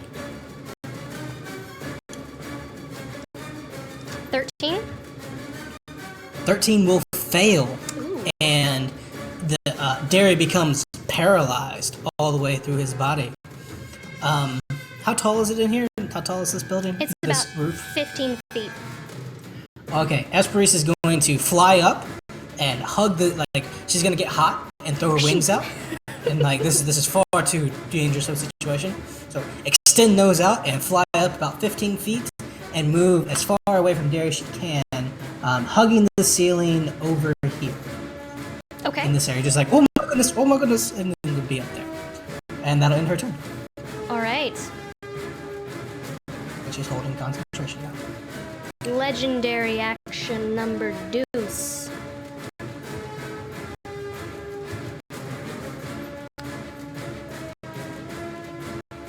Let's see. Priaria. Yeah. Athena is going to look over at you and smile and say, Mind not so juicy, but we take anyway. and Rude. I was gonna say, it's like a slow diss right there. and you'll see just like these kind of like tendrils, just kind of like her arms just kind of like where bones shouldn't bend, almost like this kind of gelatinousy, like as if she has no bones in her arms at all. That's nasty. Like, you gotta be rude and also nasty. Oh man, y'all are natural 1. Hits himself. Wait. I guess so. Just kind of like goes all like Slinky. It goes all the way around her body and just kind of like comes back and it misses you. Y'all are getting so lucky right now, man.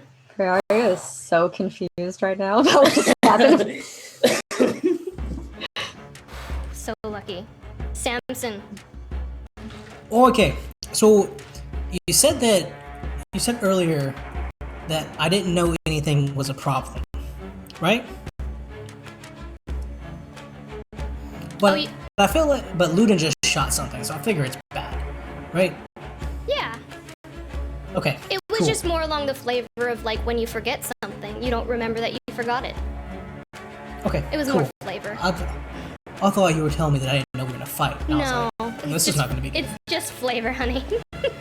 Okay. Sorry, I was confused. Thank you for clearing that up. No problem. I'm gonna go ahead and the first thing I'm gonna do,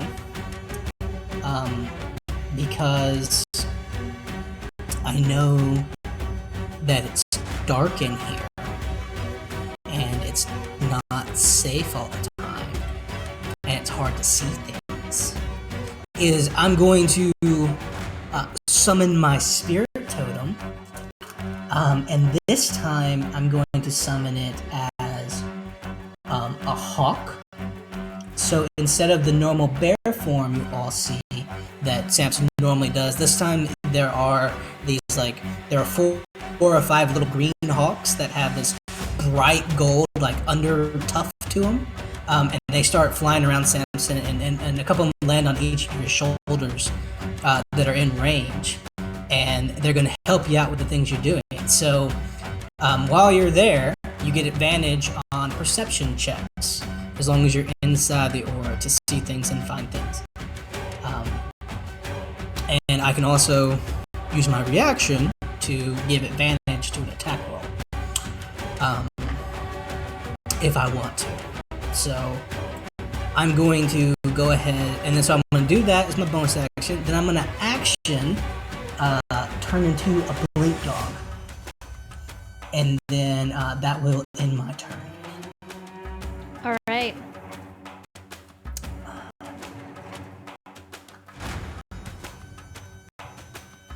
Bark, bark.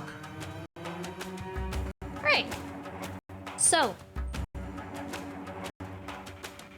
you see Derry run over to the wall that Esperise just went up and flew up onto. Isn't he? Derry is paralyzed. Derry is paralyzed. Thank you. Let me mark him as paralyzed. Derry is paralyzed. Paralyzed. Oop, there we go. Oh god, it's marking them all as paralyzed. Okay, just remind me if I forget. Just remind me if I forget. It just marked them all as paralyzed. Esperise, you're the greatest. That's fine. Hogarth. Let's see. No. Let's see.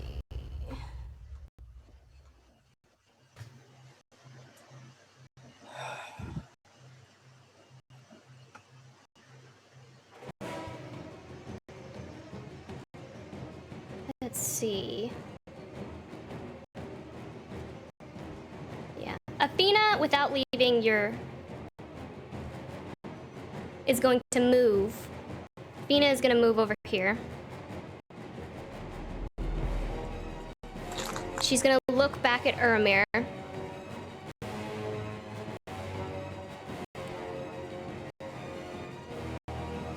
Their mind not so juicy, but your mind we shall have. Make another intelligence saving throw for me, please. Come on, Uri. Is Athena still within 5 Yeah! 25. You are a lucky SOB. Do I get sentinel attack against Athena? She hasn't moved out of your range. She's just She has to moved. be in my range. She isn't, like, all she did was pivot around. Alright, but like if she's within 5 feet of me and makes an attack against someone who's not me, I get an attack. You can make your attack. Awesome. As you resist again, That's you feel that. Oh, well, I'll get to that in a second. You feel that lightheadedness that you felt before Uramir, as it says. Don't resist. Calm your mind.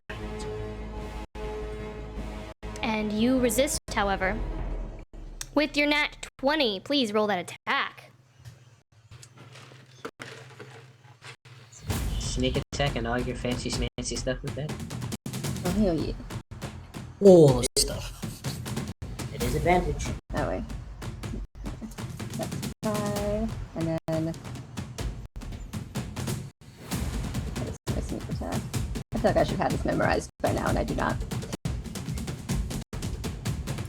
We've been faulting Okay, a long two. time. That's true.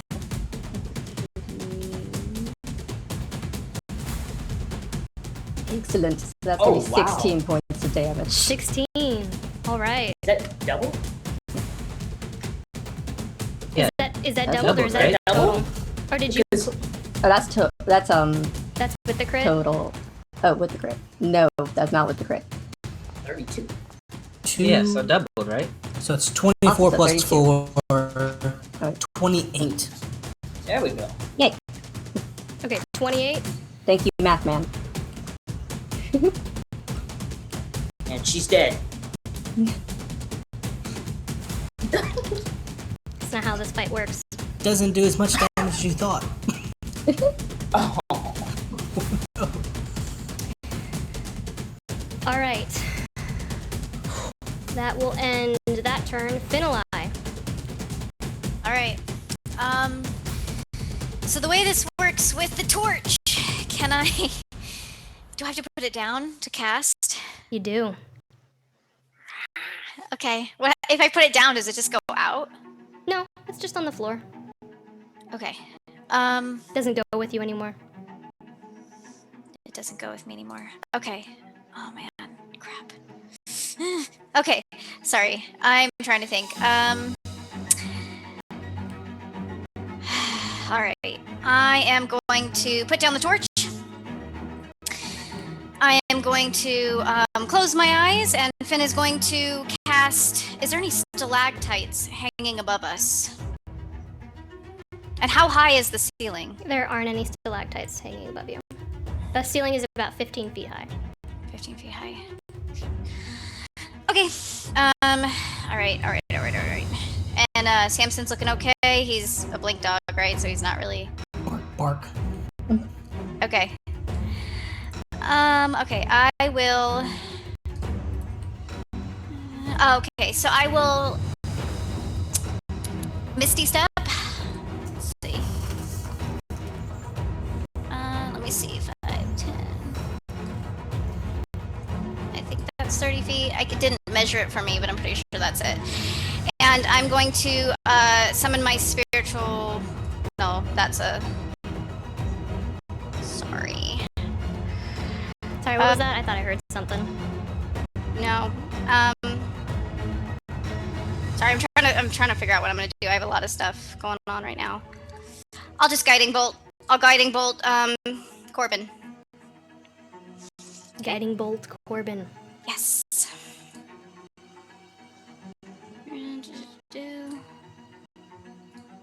I will use my reaction to get this attack advantage Thank you. because it's standing next to me. All right. 23. That hits. Awesome. And that is 15 radiant damage. 15 radiant damage as you send this bolt of light at Corbin, and it just kind of like, and like you see his head split open, and just kind of like this liquid goo just kind of goes out, and then just kind of absorbs back in, and kind of forms his head back together. Okay. Gross. All right. I think that's all I can do right now. Yeah. Okay. Legendary action. You are going to see Corbin just kind of like, almost like liquid, dissolve into the cracks of the floor until he's completely gone.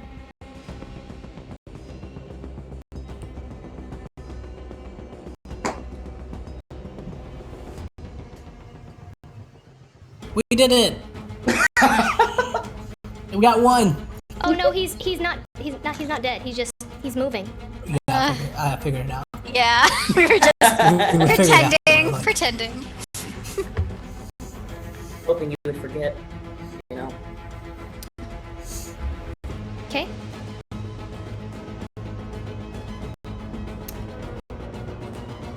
That ends that legendary action. Praeria.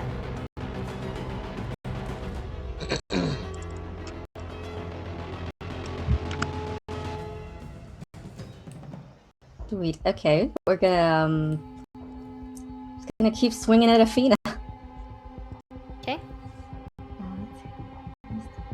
Does she get advantage? Because Ermir's flanking.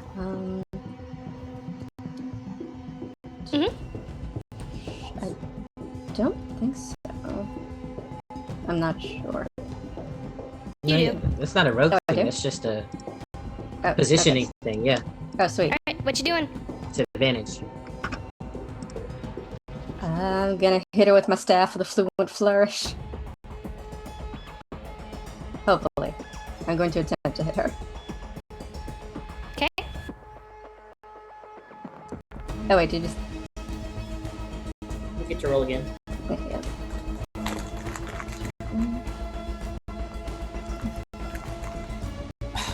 Sweet. Alright, bonus action, just gonna try again. Okay.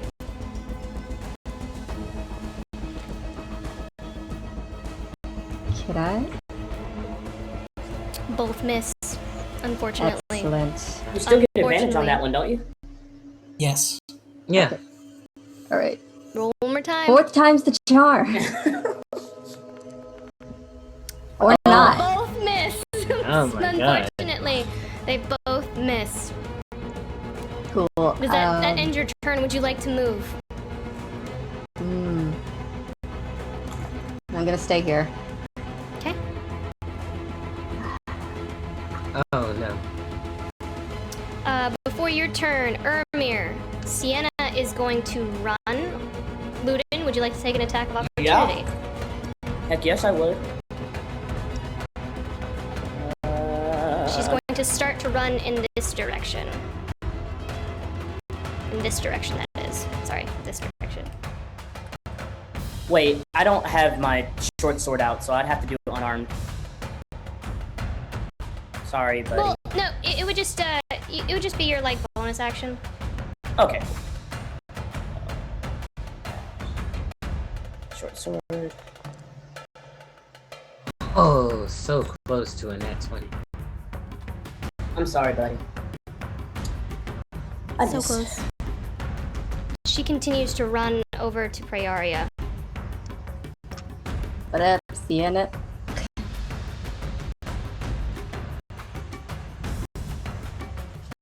She's here to be nice, probably. It's All right. I'm the real Sienna.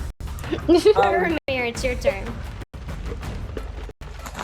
Well, I am frightened, you said, right? Because I You failed my are. wisdom. Which So- means run away, run so far away till Okay. you can't, baby. Well, yeah. Vermeer absolutely loses it, and he is going to run, I guess, towards Finala. Your full movement. You have to run as far away as you possibly can from all the scary things. Come to me, Ermir. 30 yeah, that's about here. Oh wait. Yeah, so I run over here next to Finn. Just because that's like, it seems like the safest place. They're all kind of blocking all the exits, and being feared, he's gonna just like cower in fear behind Finala. Which is gonna give Thomas an opportunity attack. Unfortunately. I'm gonna have Umber use his reaction to give that disadvantage though. Okay. I feel like I've only. I'm sorry, did you say Thomas but not Athena? Yeah, that's what you said. Interesting. Yep. No wait. Sorry, I have a long list of people. No, it would probably be Athena then. She was in range. Yeah, it would be Athena. But not both, But not both. right? Not both. Thank God. Chill. Oh! That's it. Yeah, no, not both. Not both. Cool. I see what you're saying. I see what you're saying there. So no. Not both. Okay, that's important for everyone else here. There's a 17 hit. Is that with disadvantage? That's with disadvantage. Yikers. I think I rolled a 16 and a 17. No, I rolled a 16 and a 10. A 16 and a 10. +7. +7? Yikers. Not if I cast shield. Hey! And that was Athena. That was Athena. Sweet. Sentinel attack. Nice. That was Athena. Excellent. Oh, it's so good that Ermir went after you too. Get that double reaction. Yeah. That was solid. Thing in here. Sadly, not advantage anymore. This is good. This is good. I'm happy. So hard to find things in this. There. Lauren, are you happy that we're alive? I am happy you're alive. I thank you. Can't you see it on my face?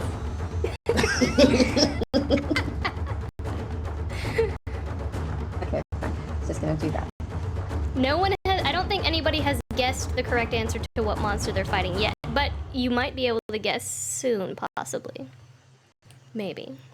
Parasite. All right, roll your sentinel. Okay, sorry. It's taking me a minute to click through all the things. Sneak attack, all of that. Do some damage. Yes, I think she please. gets sneak attack. Do I not? I don't know. That one last time. Yeah, did she only get it last time because I was there? Or Oh wait, You have to be at you've advantage. already used sentinel this round. But she used It's a it, reaction. yeah, You she were- used it before her turn though.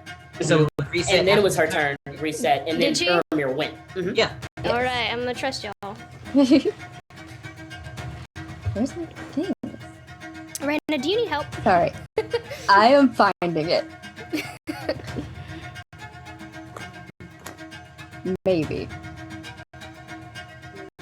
Come on. Do the thing. You just roll a d20. Okay, yeah, let's just do that. A 4 with your plus to Sweet. hit probably does not hit, Awesome. unfortunately. Use Uh, reaction. And that will end your turn, Ermir. You may roll your wisdom save again. Yay.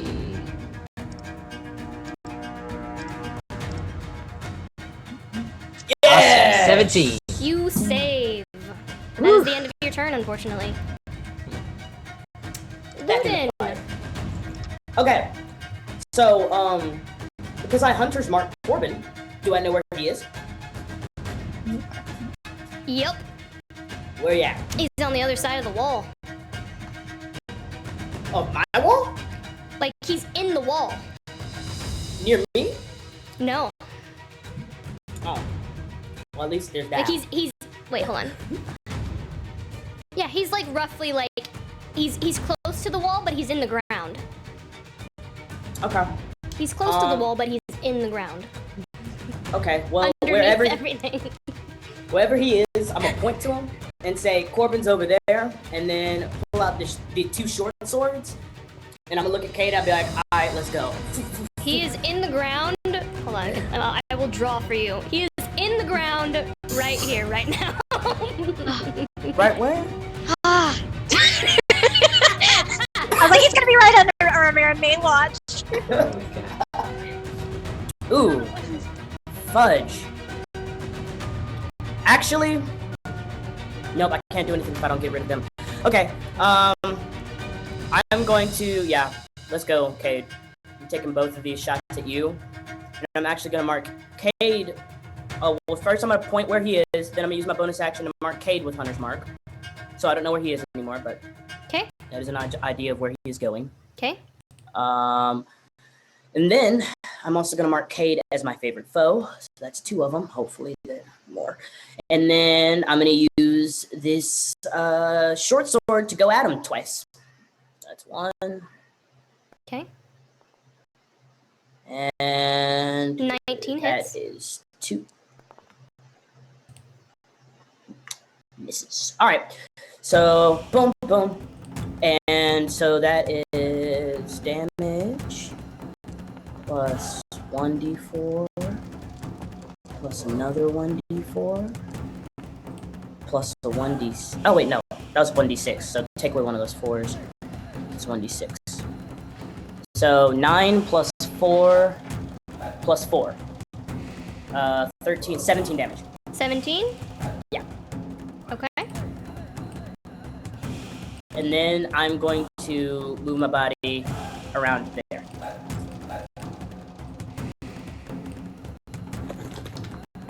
Okay. And I'll scream out with my last little bit.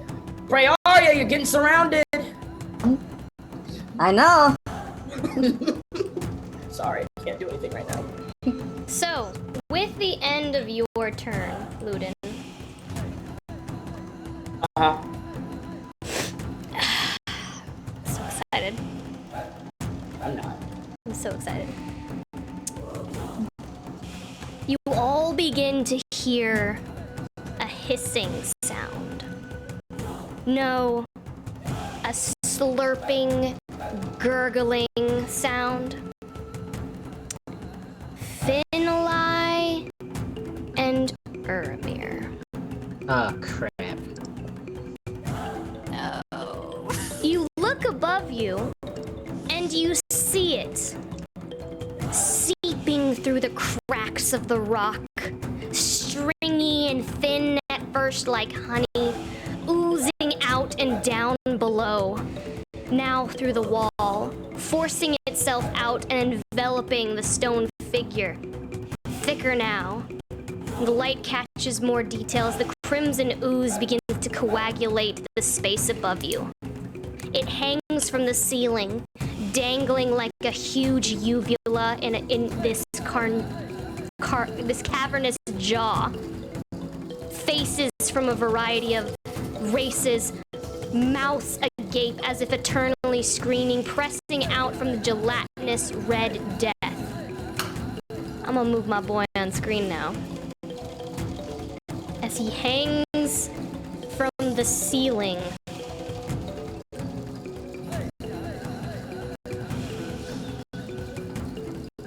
He ain't cute. Oh my god, Christian! What?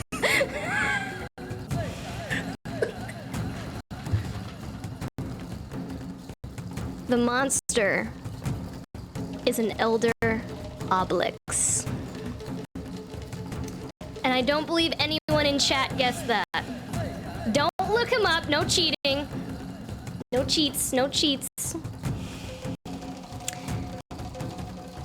And with the appearance, it will ooze down towards you, Urmir, because you know what? I don't know if you know this.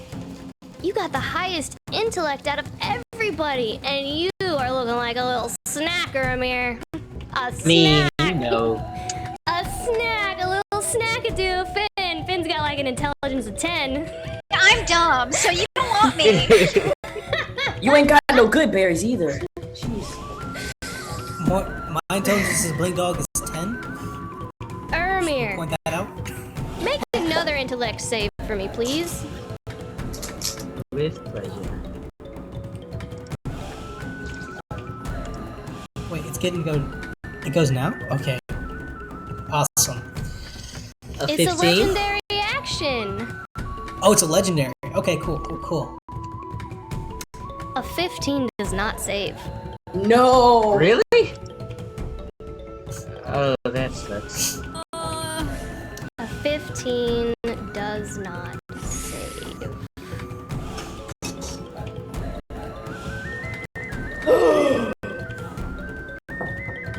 $52 psychic damage, sir. Did you Wow, take a potion? You didn't take a psychic psychic resistance potion, did you? No. So that is my exact hit points? Oh no. Yummy, yummy in my tummy. I guess the good place to go down is next to the cleric, though. Yeah. You all watch as this ooze just stops down over Ermir, his entire top torso, and it just consumes. You see like the veins in Ermir's skin just kind of, and he's trying to scream, but being completely consumed by this top half as it drains the memories from Ermir. Ermir, what do you forget before you go unconscious? I forget my best friend Micah. You can't forget Micah. What? Oh, really? You can't forget Mike. There are some things I will allow, allow you to forget, but you can't forget that. Would you like me to choose, or do you have something else you want to forget? Go ahead. No, you got it. Okay. You forget how to build Umber. What? No, I take it back. I don't want you to choose. Too late. It's just for a long rest if you live, so don't worry about it. Oh. What a great qualifier. If you survive and you take a long rest, you'll remember how to build them. But for now, you can't remember how to build Umber, and you forget Umber and Scrappy's names.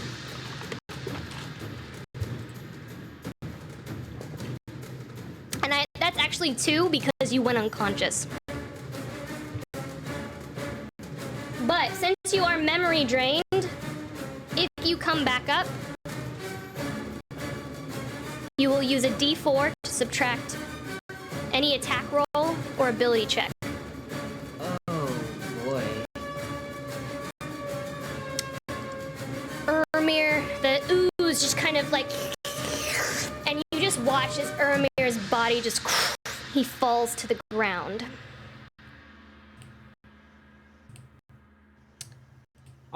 Did it touch him when it attacked him?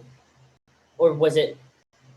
I guess I wouldn't know. Never mind. I wouldn't. Yeah, I mean, I was gonna ask if I could hellish rebuke it, but since it It ate your brain. Yeah. I mean, you forgot hellish rebuke. So no, then. I don't think you can hellish rebuke if you go unconscious.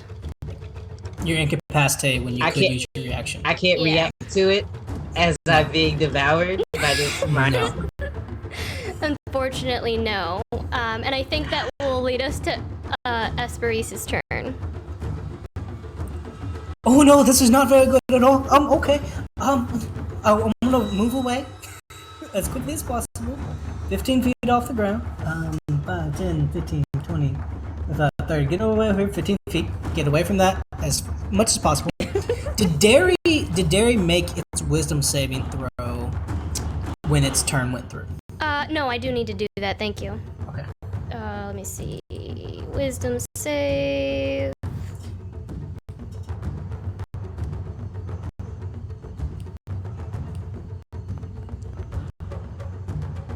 Eight. Okay, so Derry is still paralyzed. Okay, well then I'm going to, or Esperice is going to, cast Guiding Bolts at,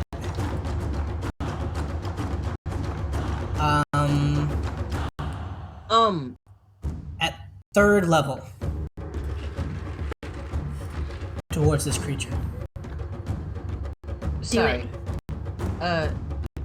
Samson? Doesn't your little totem thing give us 10 hit points? No, I did a different one. I did the hawk thing so you could see. Oh, okay. Just in case the darkness became a problem. Okay. That's 15 to hit. That does not hit. 15 misses. 15 Okay, then misses. I'm gonna use this special Fey feature, favored by the gods, and add an additional 2d4 to my roll. Okay. So that's gonna be 15 plus 8. Yeah, So that'll that will hit. be a 23. Okay. And so the creature lights up with the firefly from hell, and takes 24 radiant damage. 24! Nice! 24 Golly. radiant damage, and the next attack against it will also have advantage. 24. Nice. That's action and bonus action. And so that's movement going, oh, no, okay, and getting as far away as possible as Priest will, and that will end her turn. And bring it around to my turn, if I'm not mistaken. Well, no, it won't, because there's things. Alright. There we go. Alright, so as it recoils back, because it hasn't taken its legendary action. Wait, no, it's taken one. Sorry. Let me mark that. Don't wanna overdo it.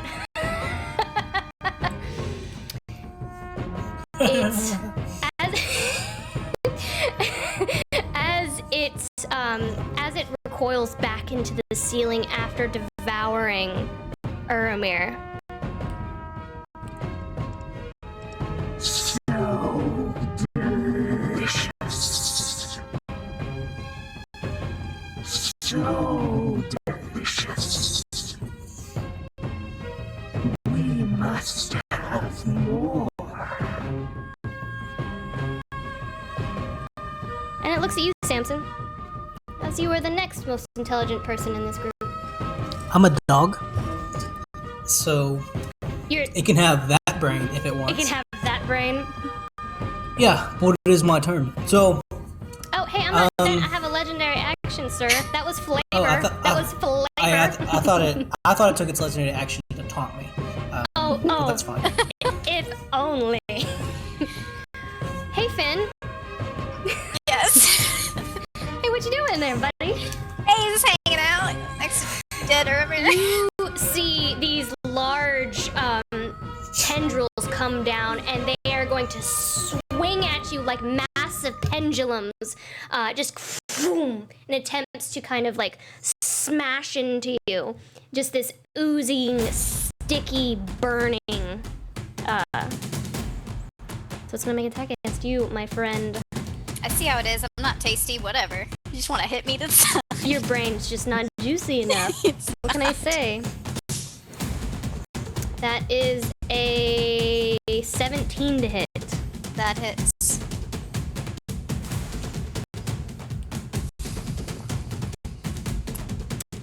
That is 17 damage. Okay. As these massive, like, uvula-like drippings, thick and oozy, just kind of it clocks you to the side and just sends you spinning for a moment, and you like regain your balance and looking down, seeing Urmir as your head just kind of spins. And that will end its legendary action. Which I believe makes it Samson's turn now. Okay. I'm gonna run. I'm gonna run over here, so I get close to Sienna. I'm gonna use like 10 feet of movement to get there. Okay. And then I'm gonna run over here, past Athena and Sienna and Marlo. You mean Thomas? No, I'm gonna run away from Marlo, away from Sienna, past Athena, over here to Thomas. You're trying to figure out who is Yeah, good. do they all attack me, or does only one of them attack me?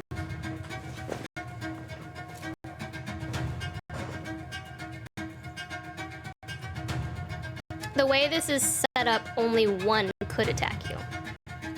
Perfect. I let that happen. If it does.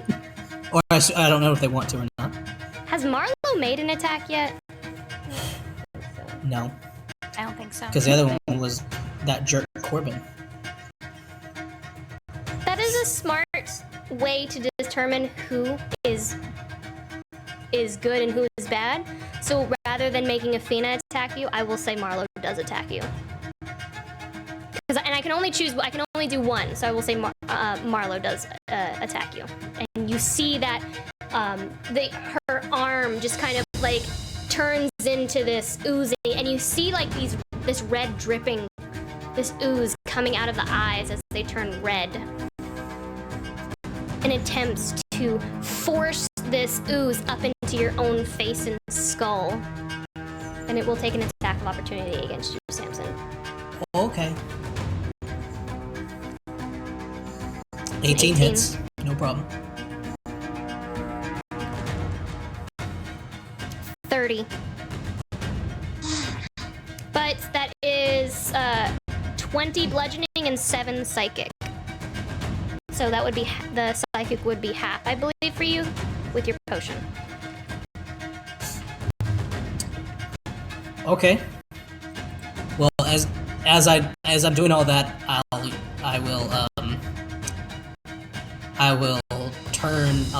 end up taking 1 damage. Okay. And then I run back over here. After doing all that, I end my turn over by Hogarth.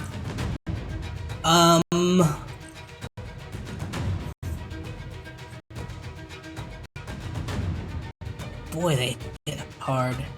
Okay. Bonus action Hex to the bag creature.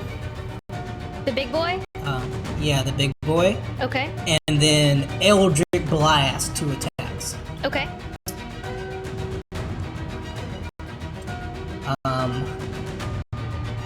Okay, well the first attack was with advantage. That's 6 plus, that's a 13 to hit. Does not hit. Goes wide. And so, since it didn't hit, this is with advantage 2. Oh. 14 to hit? It does not hit. Goes wide. Unfortunately, I'm sorry. Disadvantage on stuff because you hexed it? Yeah, it has. I'm gonna give it disadvantage on strength checks. But also, you were supposed to be rolling with a D4 subtracted anyways. Don't worry, they miss. They miss anyways. Don't worry, they miss. Then I'm gonna take 1 more step back, and I'll end my turn there. Okay. End of your turn. Oh, look whose turn it is.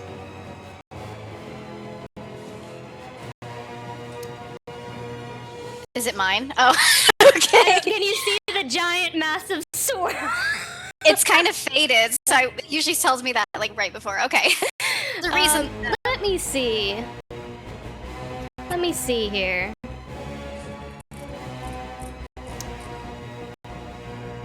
Yeah, Cade, next to you, Ludin, is going to reach out towards you and say, let's see, what is he gonna say? Wait, where is my thing? There we go. Has everyone been able to hear me this whole time? Yeah. Has chat been able to hear me? How is that now? I want to make sure because like voice mod was off. Has chat been able to hear me? They say yes. Okay, yeah. God, I was like, oh God, panic attack. You're like, oh my God, they're running that way. No. Okay, y'all, I got so worried there for a second because I noticed my thing, my mic thing was down. I guess that was just the luck of the draw. It will look at Cade. Will look at you, Ludin. We think you're tasty too. Okay. So many dark memories in your head. We like the darkness. Make an intelligence saving throw for me, Ludin. 15? You fail, my friend.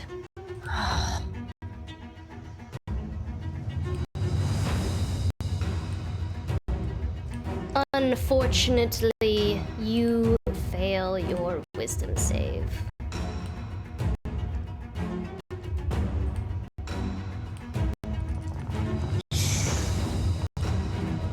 $43. Alright. 62 times 4. That's fine. It's fine. And with movement,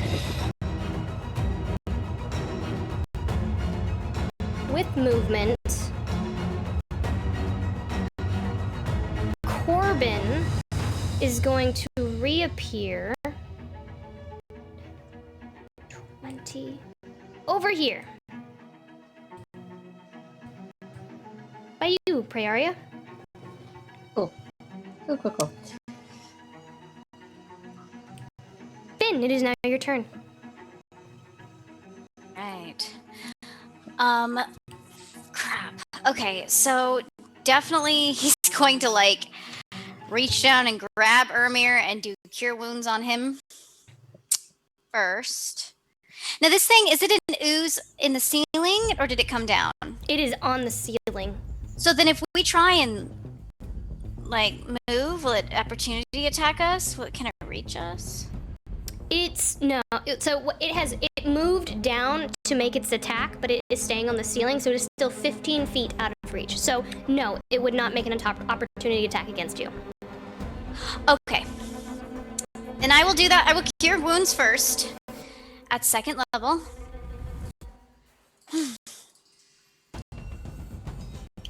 All right, and then let's see. 16 points for Ermir.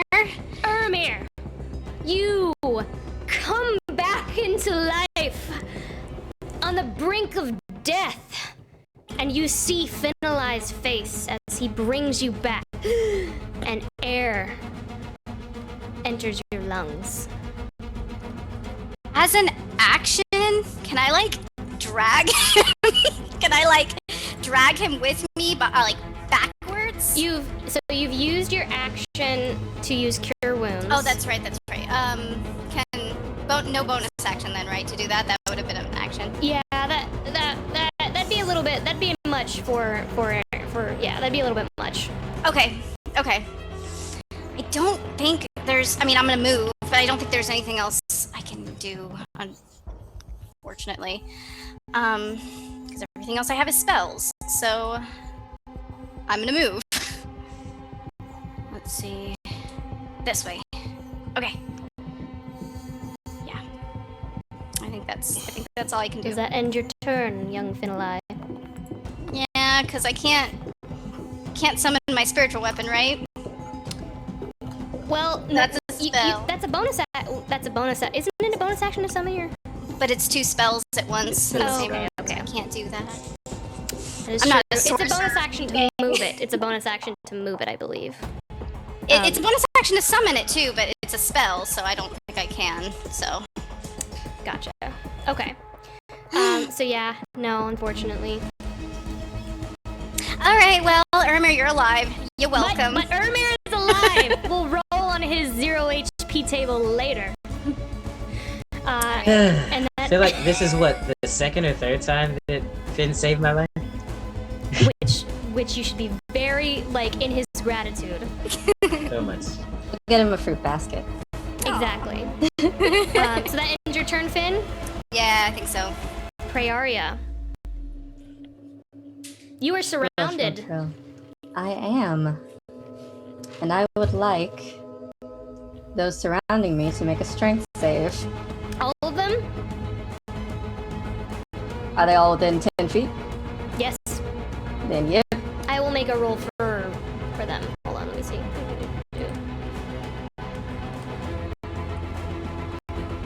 Strength saving throw.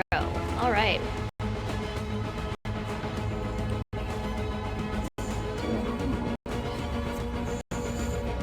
All right. One of them is an 8. fails. And the other is a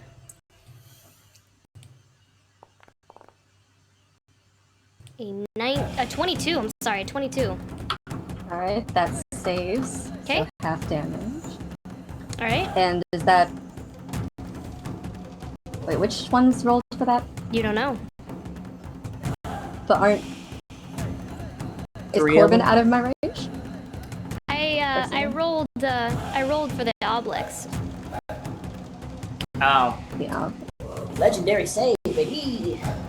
Oh, okay, cool. Oh, I do have legendary resistance. Thank you for reminding me. I'll have them save too. I can't see your faces, but I just imagine it's like. Wow. Okay. Well, I think it shows. Shouldn't Sienna, Athena, and Corbin all move do it at the same time? So she did roll 3 times. I didn't roll 3 times on purpose. It's all creatures. It's not angry ones, unless they're not creatures. Hey, no metagaming. I'm just confused about what's happening, so... Roll your Like- damage. Okay. Okay. I will explain later, I promise. When things come into view. Okay, so that's 4. 4 necrotic damage. Yes. To all of them. To all of them? I can't take damage. Yes. And they all Alright. saved? So they take half? Yeah. Okay. You see Athena and Corbin. You see them as they take this necrotic damage, and it just kind of like this green energy sizzles up through their veins, and then of course Sienna as well. This kind of green energy sizzles up through their neck, and they do take that damage. And that was Athena and Corbin. They all took the damage, but they took half. Oh, okay. I thought you said only 2 of them. You could see the green things or whatever. No, Okay, all of them? all of them take the damage. Okay. All of them take the damage.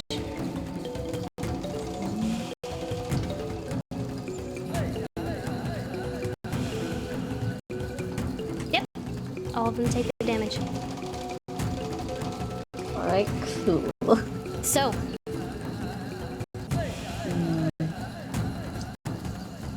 Action. alright, I think that ends your turn unless you want to move, but I don't think you want to move. Yeah, that's me.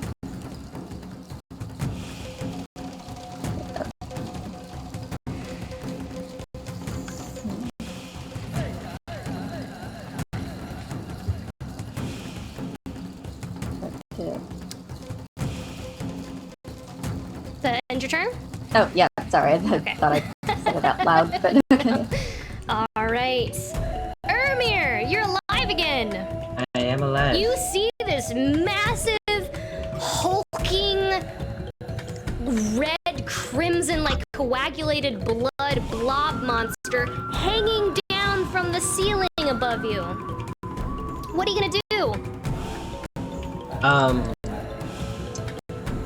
Well, first I'm gonna use my bonus action to down that potion, the greater healing. So 44 plus 4. Samson, why are there 2 of you? There should only be 1 of me, but there's currently me and a dog. I'm the one on the bottom. Okay, let me delete that one.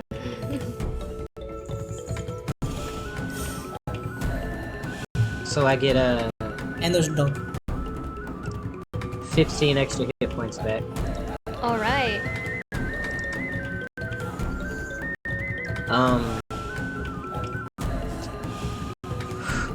Okay, then I'm going to...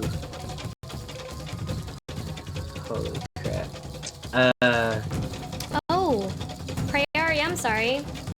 There's one more, I have one more legendary action this round. Let me do that real quick, Ermir. You know what? By all means. Let's see.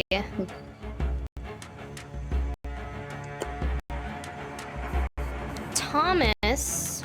No. Athena is going to make an attack against you, Prayari, once more, as you see like her head just kind of like disjoint and become very like fluid, away from like having bones as her body moves. And she uses both of her arms and it forms into one massive fluid pseudopod like arm, and it comes at you to make an attack. Can Umber give that attack disadvantage? Is he close enough?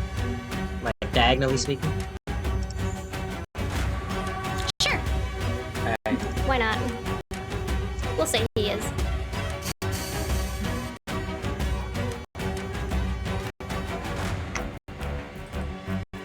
And it comes at you. Does a natural 20 hit? With disadvantage? No, I don't think that it does. Oh, that's right, with disadvantage. Thank God, with disadvantage, because holy hell. 2 natural 20s. Like, what in the world? There's a 14 hit. Does not. You dang lucky, because holy heck. Thank Keep your Umber. gross slug arm away from me. Umber. Thank you, Umber. We had our differences in the beginning. Alright, We I'm need to sorry. drop that oil. Brandon, with the end of that legendary action, you may continue your turn. Alright. I'm going to sit up, or stand up, and I guess that's half my movement, right? Yes? Alright. I'm going to use my crossbow and attack Cade over there behind my boy Luden. Okay. There it is.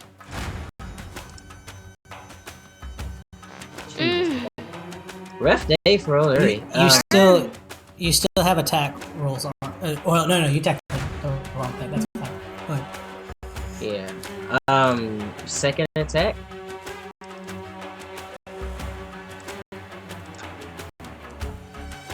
$18. Roll a d4. Oh yeah. 14. Does not hit. Unfortunately. I appreciate you Okay. trying. Hey man, I'm doing my best. I know. Your mind just feels so fuzzy. You can't quite see straight after waking up. You feel memories gone. You look over and you see a bat, but you know it has a name, but you don't remember the name. You don't have the memories that you had before, and that stirs disconcern within you. And you go to take the shot, and this distraction takes control, and you miss. Would you like to move? I would like to move. I'm sure you would like to move. I would love to move. Can I move to here? That is more than 15 feet. Okay. It's not giving us the measurements anymore. I see that for some reason. Can I get to here? 5, 10, 15. Yeah, you can get to there. Okay. Then I'm gonna move there. Alright, does that end your turn? It does indeed. Luden! That really hurts! As you take Yeah! all of that damage. Jeez, that hurt. And if I'm not mistaken, you also lose some memories. Yeah. As as Cade reaches out and puts his hands on your cheeks, the oozing into the inside of your eyes and behind your ears, it's rips memories from you. What memories are ripped from your mind, Luden? Luden forgets that he's lost his shadow. Ooh. So, Okay. I mean, it's not the first thing that he's gonna notice, but he's definitely gonna notice it when everything's flickering around and everybody has a shadow, and especially with his perception. So, but right now he's focused on Kate. And you also get a D4 subtracted from any attack or ability check. All right. Well, he's gonna go behind Kate, and he's gonna try again with these swords with advantage. All right. Short sword. Attack with advantage. Well, those will both miss regardless. Gonna try again. We believe in him. We're rolling really well tonight, guys. So proud of us. 16 minus a D4. 12. You miss, unfortunately. Holy crap. Taking all of that, having the memory seeped from you, you're lightheaded, you're dizzy, you look at Ermir as he runs up to you and tries to help you. You see Ermir take a crossbow bolt, misses, and you're just dazed for a moment, and you attempt to grab your sword and slash at the creature, which is Cade, and you miss. So with that, Luden still has his bonus action. Yeah, he'll just drink this potion. It's 44 plus 4 with a greater hitter. Yep. Jesus Christ. You did great. Wow. Good job. Good job. Good job, Luden. Okay, that's 10 hit points. I think that was my worst turn that I've ever done in D&D. What is happening? What is happening right now? I believe that's the end of your turn. Yeah, that's the end of my turn. And that is the top of the round. So, let's see. Is Esprit still flying? Yes. Great. She is. You will see Thomas seep into the wall as his body just becomes this fluidous, coagulated, crimson red ooze. And it begins to go into the cracks of the wall, up the side of the wall to where Esprit is. And we'll make an attack against Esprit. So, into the wall, 15 feet up the wall, Mm-hmm. and then 10 feet over to Esprit. You said she was up on the wall. Yeah, she's 15 feet on the ceiling, isn't she? Yeah. Alright, cool. Unless she's in the middle of this, in the middle of the room. No, she's not. She's 15 feet. I thought you said she was above. on the wall, like back to the wall. Like, I meant the ceiling, but like, she's where she is. He's got movement, that's fine. Okay, so she is on the wall. She's close enough to the wall. Okay. Don't like it, but she is. Okay, so it will move up the wall, and it will attempt to come out. You'll see this kind of ooze come out of the wall, like a mace almost, and begin to kind of smack. Just hit my mic. Smack at her. Does a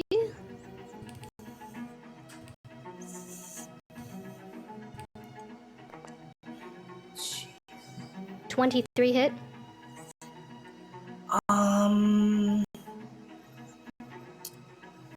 Yeah. Yeah, it does.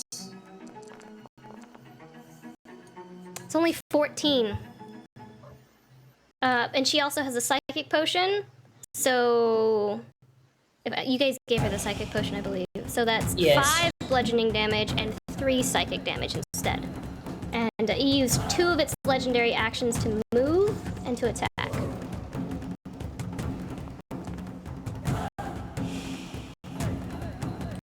Okay.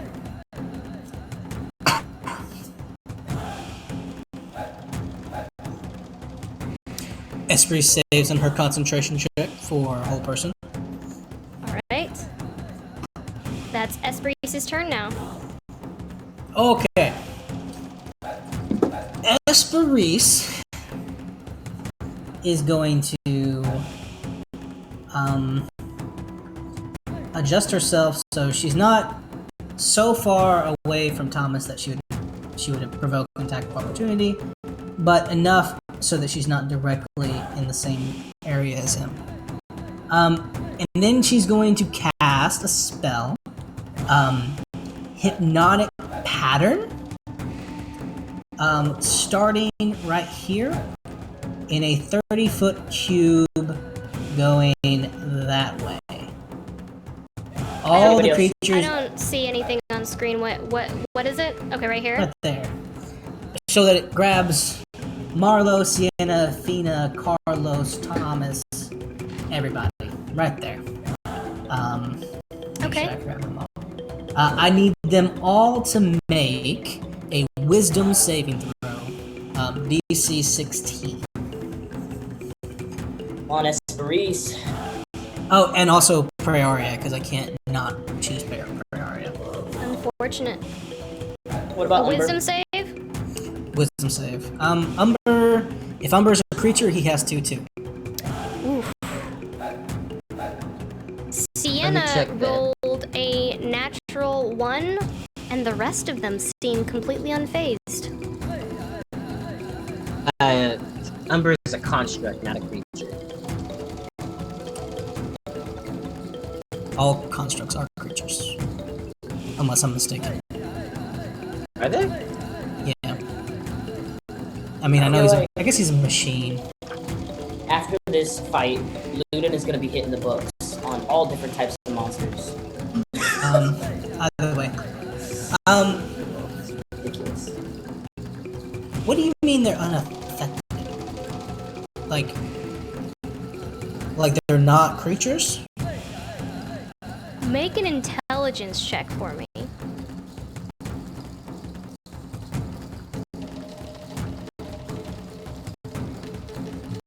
That'd be a 23 for Esperise.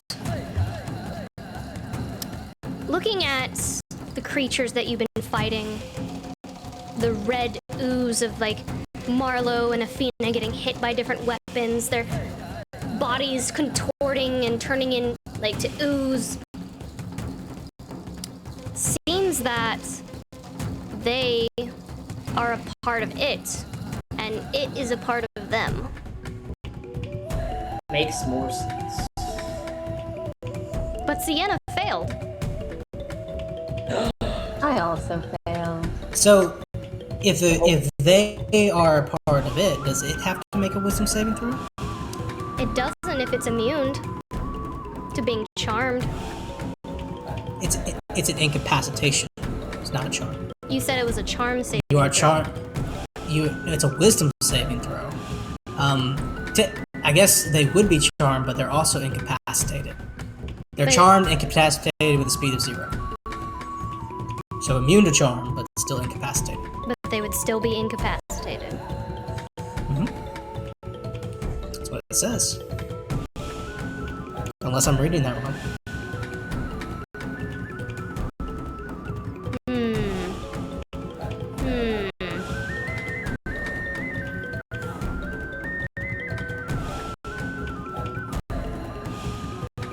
I suppose it would say that they were immune to being incapacitated, and it doesn't say that.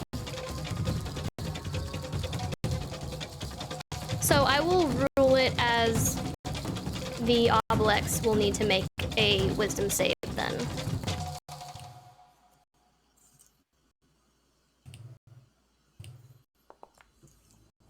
Which is a 13. So with that, they become incapacitated, and their speed is 0. Okay. Unless they choose to succeed. I would like to use legendary resistance, yes. How many of that? How many of... I've No, used- actually, never mind. No, don't tell me. Okay. That's metagaming. I Let's- don't want to do that. Yeah. I've been counting. I know how it is. Okay, so Sienna falls incapacitated down to 0 hit points. Okay. Esperise goes, "Whoa, that should have been more effective." Praeria goes to 0. She failed as well. She failed. She drops to 0 hit points and is incapacitated. Oh no, her speed is 0 and she's incapacitated. Jeez, what kind of spell is this? She just 0 speed and is incapacitated. incapacitated. The instant death spell? Alright, cool, thanks. Jesus. Okay. Just straight up a vodka death. What is happening? It's like, DM, could you like signal me to move first before you unleash this? That's the wisdom save. Unleash insta death. But okay. Alright, that's cool. You're like, Okay, you know okay, that. so alright, so with that ending her turn, she's going to go ahead and use some sorcery points to recover some spell slots, and then move. And that will end her turn. Okay. She's gonna move. Because nothing happened to Thomas, right? Yeah, so she'll move another. She'll move away and get over here. And that'll end her turn.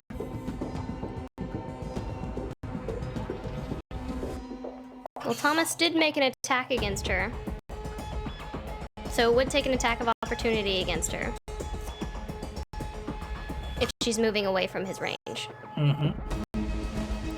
So it will take an attack of opportunity as it reaches out, these tendrils just kind of coming out of the wall like molasses trying to stick to Esperise.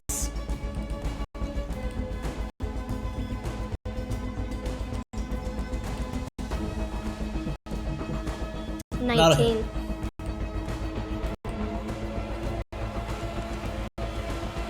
19. That is 5.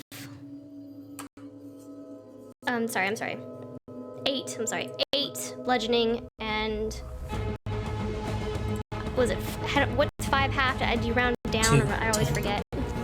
Gotcha. 10 total damage. All right. Does that end her turn? It does. All right.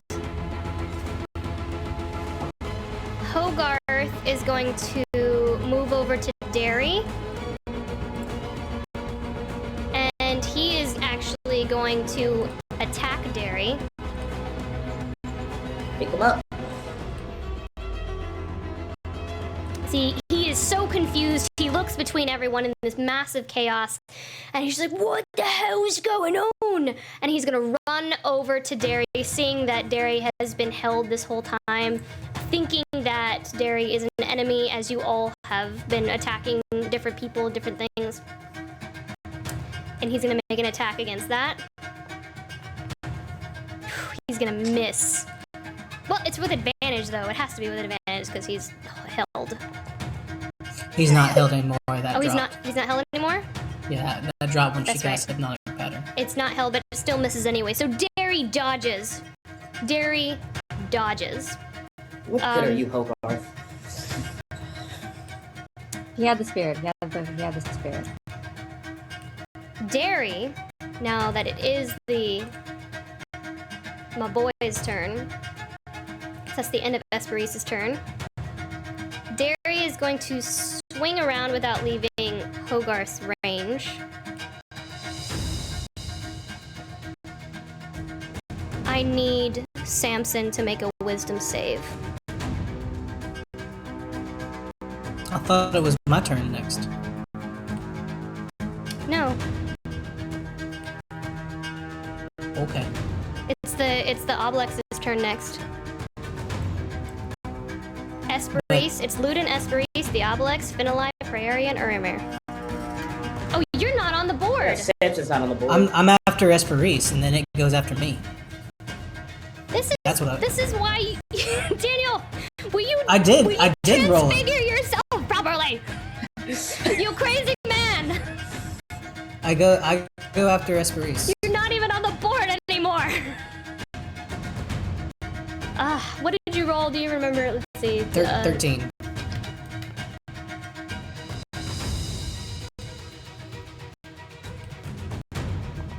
There. Somehow it put you in the right spot. Okay, it is your turn. Okay. Well, I'm going to cast, seeing Let me all move this. Derry back. Derry Berry. Yeah.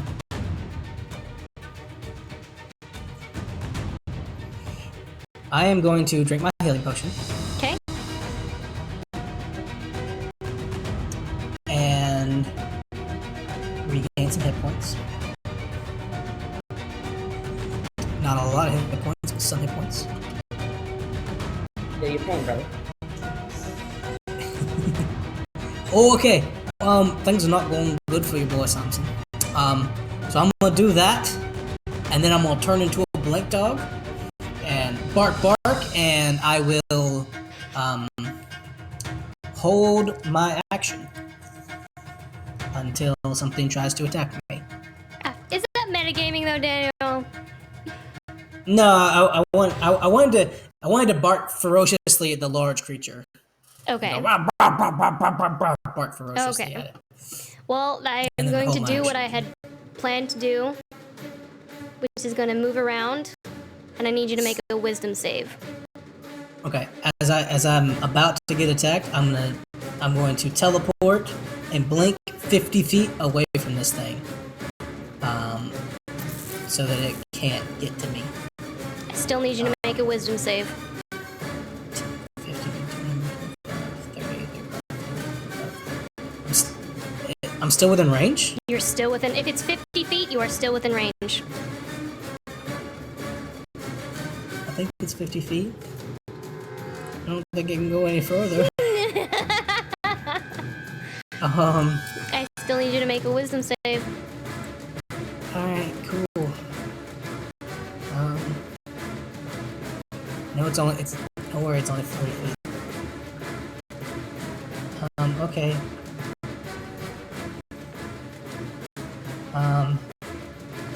That is 20. You save. You hear the creature speak to you as it attempts to control your mind. Help us. Help us. We're so hungry. Help us.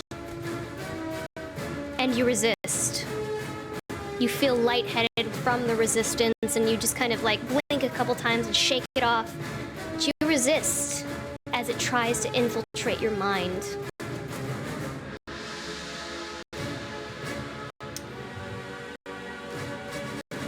And it will shift, let's see, 5, 10, 15, 20 over here.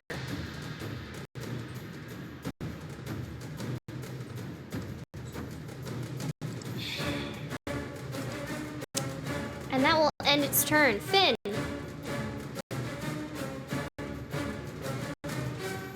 Alright, I'm going to summon my spiritual weapon, because I've been trying to do it all this time. Near the... Hopefully I'm going to do it. Near the, oblex. Alright.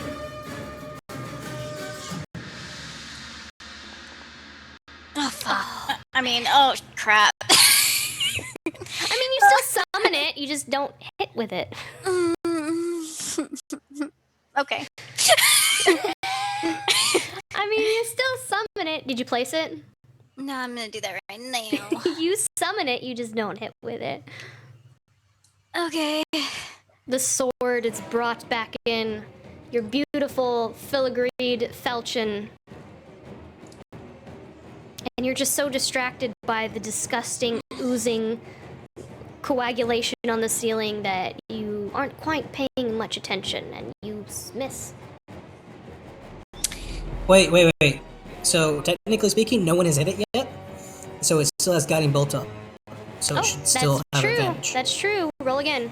Because we've yet to hit this thing That's since true. Esperis did it. So That's roll true. an attack again. Roll again. With That's true. advantage. Within... Oh, well, just one more time, right? Alright.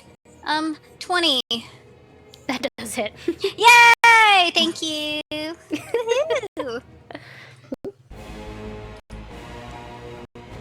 Alright, 12 damage. 12 damage. All right. I just wanted it up on the board, but everybody's been dropping, so it's up. What? bloodied. As your falchion just cuts through it and bits of the ooze just kind of get cut off of it, and it just hits to the floor and just kind of squirms on the ground as it's separated from its master, and it just kind of like sizzles into dust. Take that! Does that end your turn? Yes, I think that's all I can do. It is going to use its last legendary action for this round, as part of its body just kind of drips down the side and begins to rotate and move back and forth like a pendulum, and it's going to attempt to smash into you, Ludin.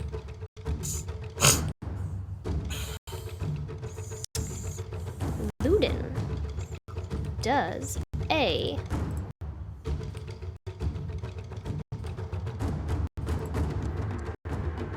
ooh, golly! A nat 1 does not hit. You lucky son of a gun. A nat 1 does not hit, and you do not fall unconscious, because I'm pretty Yeah. knocked you unconscious. And it kind of back up the ceiling, back up to the ceiling. Yeah, Ludin right now, like, eyes wide. He's never taken this much damage, actually, in his life. Like, in any of the other fights that we've done, and just in general. So he is... Actually, the last time he took this much damage was the scar on his back from his, when he saved his daughter. And welcome to my world. that will end the legendary action. Praeria, you are incapacitated. I'm not Can sure I if roll you... to not be that? I was just about to ask, Daniel, at the end of her turn, does she get to roll again? You may not. Cool, sweet, I love it. I love being on the floor. You may not, but if you get attacked or someone goes over to wake you up, you can wake up. Yeah, it happened to me too during the battle. See, when I said leave me on the floor earlier in the episode. She wasn't being This isn't what you had in literal. mind? No, I imagined not being attacked as a stone statue while I was on the floor. So this is not trill, but Natural. that's cool. I'll enjoy my nap. All right. So, I guess that ends your turn, unfortunately. Yep. Ermir, your buddy, the ooze, has come to follow you. Yeah, I And see it- him. and He's it- up and on it the looks- ceiling. It looks at you, Ermir. And it's almost sad. Like, why are you running away from me?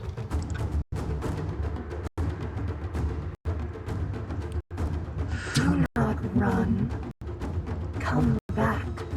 There's more mind to pilfer. Is that... Wait, you already ate him a bunch. Yeah, 52 hit points for it. What are you doing?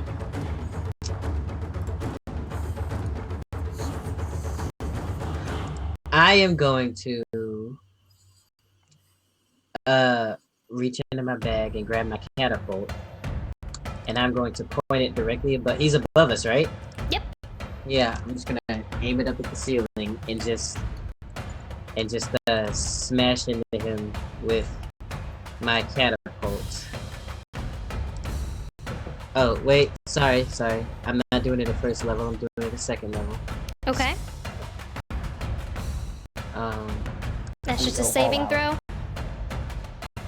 Yes. What are you throwing, Ermir? What am I throwing? You What know, are I've you got. catapulting? What am I catapulting? You know, I got those little metal shrapnel balls that he keeps with him. Silverware, forks, corkscrews. All sorts of stuff. Corkscrews, silverware, just random pieces of sharp metal, just all kind of molded together. And Does a 13 save. a 13 does not save. The save was Ooh. supposed to be a 15. All right. Fantastic. Yeah, let's do that. You're gonna take 19 points of damage. Nice. 19. That's Yeah, easy. he just fires it up and leaves a crater in the ceiling where he is. Let's see. And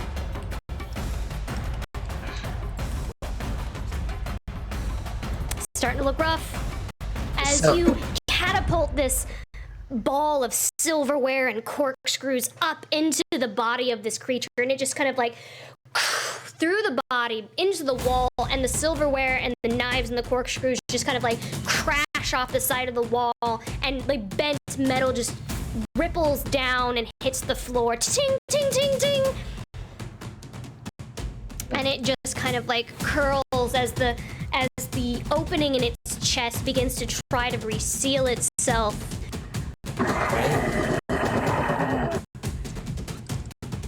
Eat my face. Let's see. Okay, so yeah, that's a spell. I believe that end your turn. Well, I wanted to ask, even so does not knowing who or what Umber is, I guess that means I can't direct him? Or give him No, you can give him commands. commands? Okay. I go. You just don't. You just. What do you call him? He's not Umber. What do you say to him? So I don't know what he is, but I guess I remember that he belongs to me. So I'm just like, Yeah, you remember he belongs to you, but you have no idea how you made him or what his name is. you, trash bag. It just kind of like turns its head. Like the red bulb is spinning, and it just kind of like puts its wings out, and it looks at you strangely. Like what? Yeah. Okay. How far? I guess it can't reach the big guy. The big guy can. Oh no, it's pretty far away. Pretty far away. Okay, that's cool. He's gonna attack. Who's this one next to Praeria? There's Corbin and Athena. Is he 40 feet away? Or are the squares bigger? Because I'm measuring it. It says 38. Can Umber fly 40? Let me double check. So Umber can't fly. Oh, never mind. Well, I mean, he can move though. He hovers. He hovers. He can't fly yet. Oh. Alright, what are we doing? You can attack Corbin, you can attack Athena, you can attack Thomas. Yeah, he's gonna attack Corbin. That's what he's gonna do.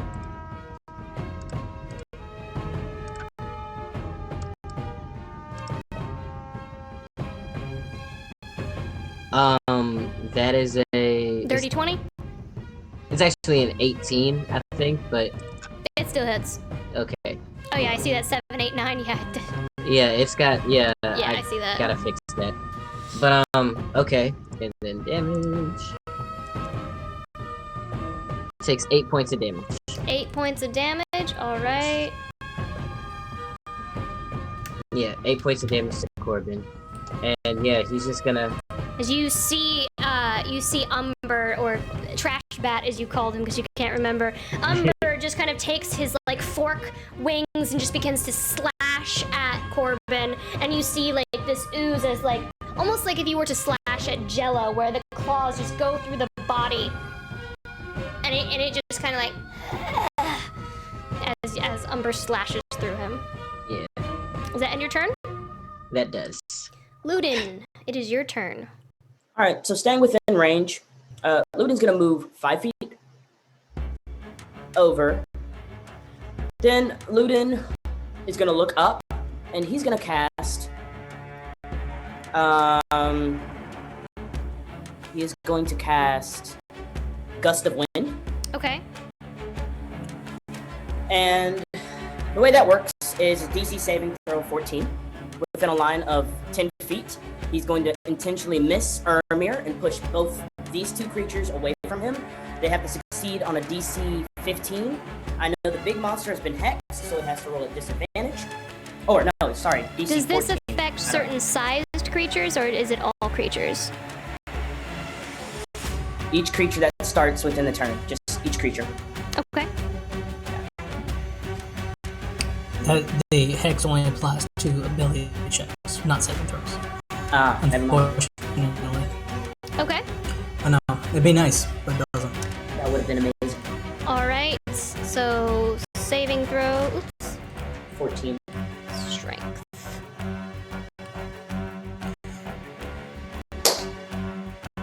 God! 14 meets beats. Unfortunately, you send this gust into the chasm, and you all feel it as it kind of swirls around the room as the room is circular. It's almost like a whirlpool as it moves around the edges of the room, your hair blowing all around.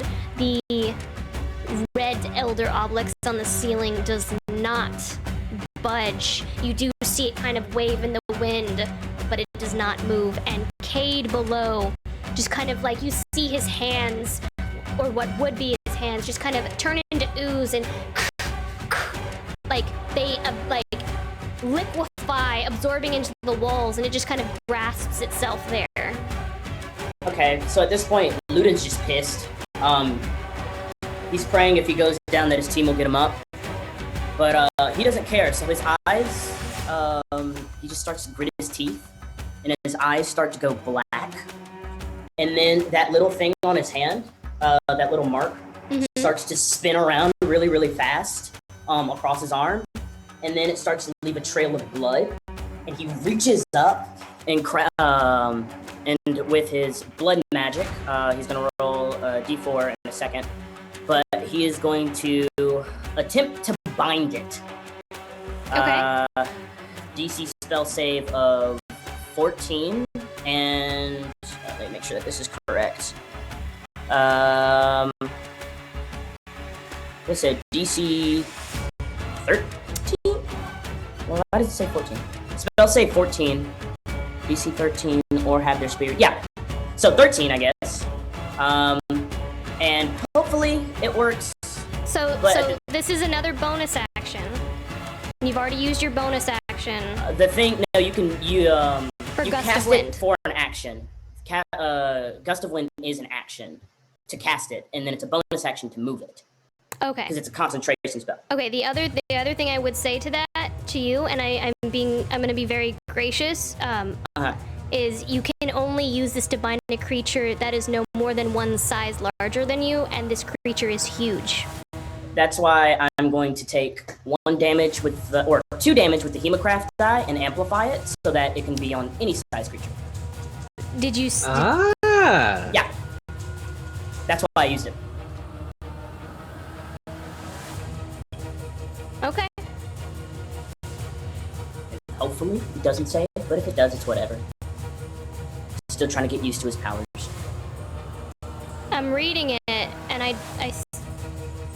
There's an amplify feature on the other one. I'll click it real quick. regardless of their size. Okay. Yeah. Yeah, regardless of their size. All right. Yeah. That's crazy. Did you roll your damage?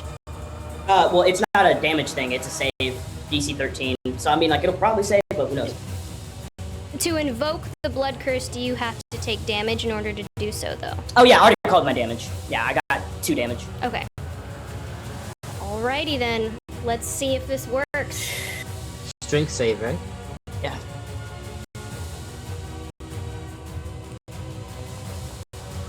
Yes! That is an 11. So, it is, it can't move. And on its turn, And it can, will use its last legendary resistance. I figured. Well, I tried. It's at a legendary resistance, though. Yeah, that's cool. At this point, Ludin, like, is bleeding down the arm, and he's just still pissed. His eyes are still black. That was a really, really good call, though. Yeah, that's why I tried to push it with the stuff beforehand. To see if it would use it then, but that's fine. I think you can move, and that's it, if you would like to. Yeah. Yeah, you know what? He's going to use the rest of his movement to attempt to run to Fenelai. Yeah, he's going to run to Fenelai. And take an attack of opportunity if he wants to. Yes, you take it from Cade. No, I don't. Well, the creature can't take reactions, right? Why not? Because of the blood maledict. Well, no, legendary resistance. I used the last yeah, legendary yeah, that's resistance. right. So, and That's he's right, taking that's it, right. yes. So he's taking it from Cade. So as you attempt to run, your blood maledict curse just kind of like fizzles out. You're still getting used to these new powers, and there's this fury within you as like you question like I can do better. I can do better. And you run, and your maledict fizzles out. And Cade, as you run, you're gonna see the entire body of Cade just form into this big pseudopod like ooze arm, and it's going to attempt to swirl around like a whip and like smack at you. Does a Oh my god! That is what the third natural one I have rolled this game! Guys, you have gotten so lucky! Just against. Good God, I really wanted to bring Luden unconscious! Alright. You run, and as it comes down, you jump over, and it swirls back around and hits itself. With that nat 1. Nice job. Wow. Okay. I tried. I'm sorry, Ermir. I'm really sorry. Man. Sorry, And that man. ends your turn, which leads us to Esperise. Esperise is going to fly slightly down. I can't. Is going to move slightly down and away from the walls, so that she's at least 10 feet off the ground, but more than 5 feet away from any of the walls. So she's kind of floating in space, to where none of these things could hit her if they were attached to the wall. And then once she gets into that aura, she's going to cast Guiding Bolt again Okay. at 3rd level. Okay. And I'm going to use my reaction to make this attack roll with advantage. Okay. So that's going to be a That does hit. 18 plus a bunch. So 25 to hit. And that's going to be 3rd level Guiding Bolt. So 16 radiant damage 16 radiant damage. from the Firefly. And I don't think I can do anything fancy with that. You see as like as this radiant damage just like begins singeing at this ooze, there's this like burnt hair smell, and it's just filling the space, like burnt hair and flesh and this kind of like rusty blood scent as the radiant damage sears this creature, and it just cries out in pain. You will not take what we desire. She's gonna chug the healing potion, and she says, "Oh, we're trying not to. We're trying to just leave." And still drink it. I just love Daniel's portrayal as this overly like polite, I don't know. even to like the All Blacks. Like, oh, I'm just so sorry. I don't know. Like Wilt I'm from going to. Foster's Home.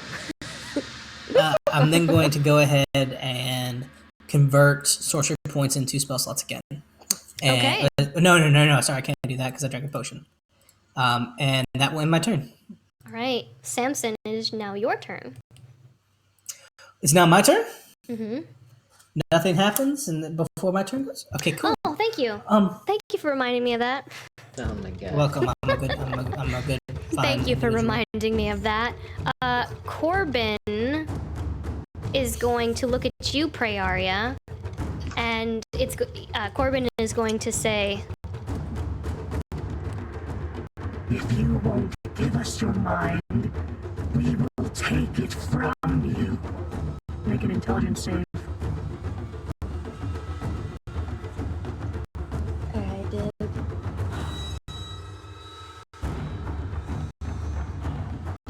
Good news is you're gonna wake up. Hey, Oh, Hey. You succeed! at 18. Jeez. Actually. You feel, it feels almost as if you've been placed inside of a vacuum chamber and the pressure pushes on your head. You feel almost as if your brain is just going to explode against this pressure, but you resist with the intellect save that you've made, and you feel lightheaded and dizzy for a moment, but you shake it off, and you resist them eating your memories. Awake. Samson, it is now your turn. Let me look.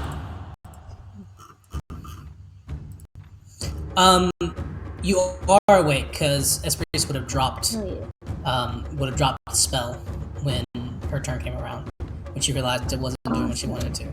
So That's a good point. Was she incapacitated when I did that? she was. Would she made a save with disadvantage then? No, it says incapacitated can't take actions or reactions. You're not asleep. You're still awake. It's like eyes darting back and forth. Gotcha. But you stand there and triumphantly. With a glazed over face. No. No. As Esprit will drop Very the spell sleepily on her flip him turn. off. Alright, I'm gonna start running back. Back to where the whole squad is. I'm gonna action dash.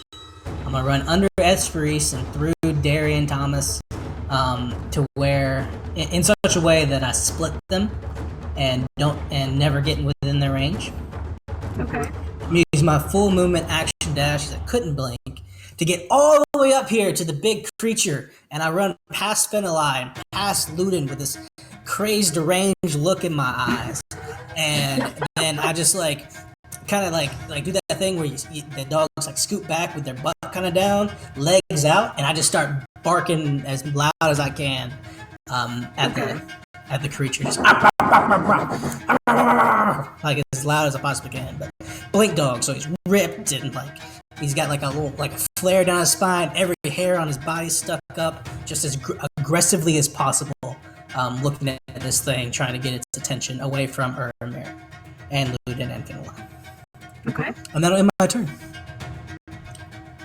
Alright. So attention away from Ermir and Ludin is your goal. Bark, bark. Fuck. Alright. It is now the Oblex's turn.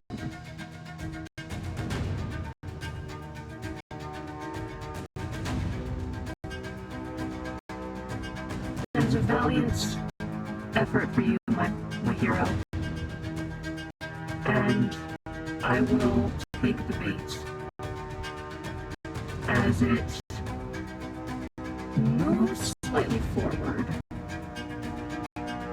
comes down, and will attempt to eat your memories. Make another intelligence save. I'm awesome at those. Actually am. Can you believe that? That will be a 16. No, sorry. 14. Roll a d4. Well, it doesn't matter. It comes down, and it begins to engulf you, tearing your memories from you. Would you like me to pick what you forget? No. That was bad enough last time.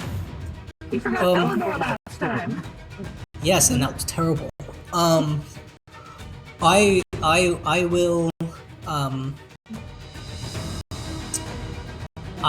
will choose to forget. You're really drawing this out. I'm gonna give you a couple more seconds and I'm gonna pick for you.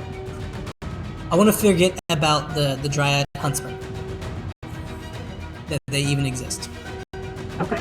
And that they're out there looking for me. Okay.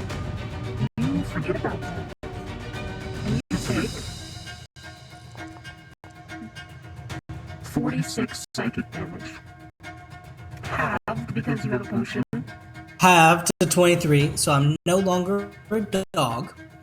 I take 1 point of rollover damage, and then I'm going to hellish rebuke as a reaction with this as it hits me. I need it to make a dexterity saving throw. Alright. It will make its dex save. It is terrible at these. 15? I think that exactly saves. Oh my god. That exactly saves. It takes 7 fire damage. 7 fire damage. Mm-hmm. And it hurts more than you think. It is also going to move Marlowe right next to Lubin and Fiddleye. And that will end its turn.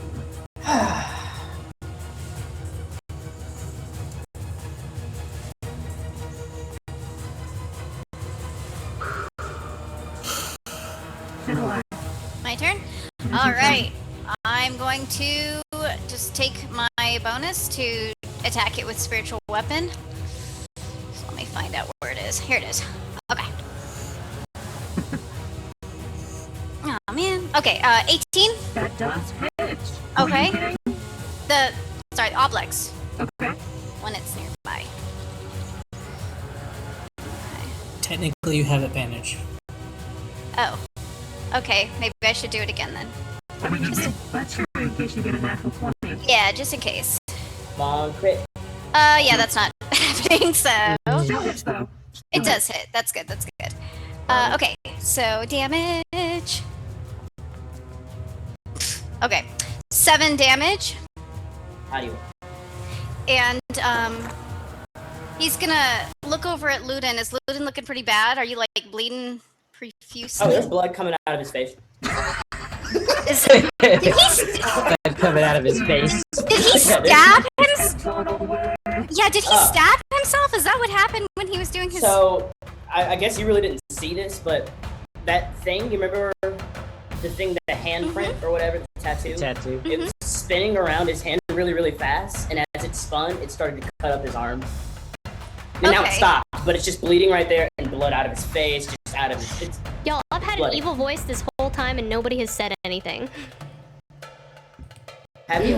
We can't hear We you. can't hear it, Oh, yeah. really? It's not on Zoom. I think it's on the chat, but it's not on Zoom.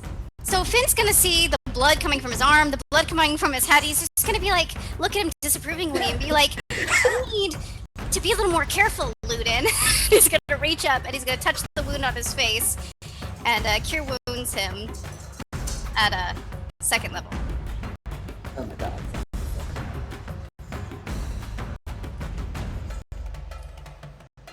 You shouldn't be so reckless.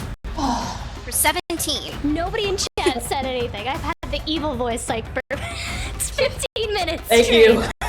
Oh my god, thank you so much. You're welcome. And that's it. Alright, does that end your turn? Yes. Alrighty then. It's looking really rough. Praeria, are you still incapacitated? Joe, I am awake No. now. Yeah, not anymore. Well, before we begin your turn, Marlowe is going to take a attack against you, Ludin. Why do they hate me so much? It's gonna look at you, Ludin, and it's gonna say, We will smash your brain and lick it from the floor. You have no use what you do not use. Oh. and it will make attack against you, my friend. As it contorts its body into a blob of shape in order to use it almost like a mace. I mean, why do I agree with a monster? Like, 22 to hit. Yeah. Good hit. 18 Well, thanks for the help. bludgeoning 18 damage. Hey, you kept me up. That's all that matters, right?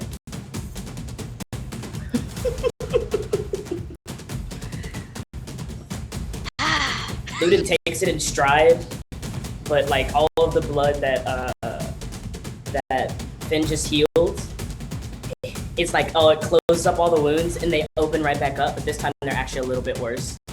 It just wraps around you and almost like strangles you for a moment before like ripping it back through like whiplash. All right. Now you can go, Praeria. Wait, so she's kind of annoyed.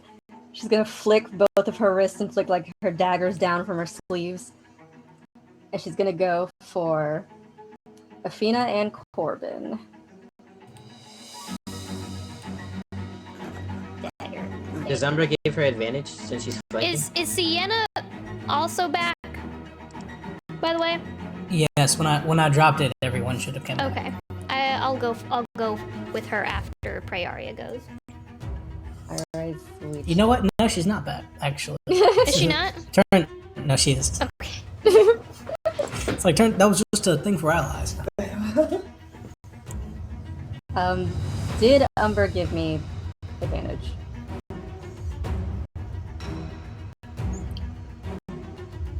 Sure. Sure.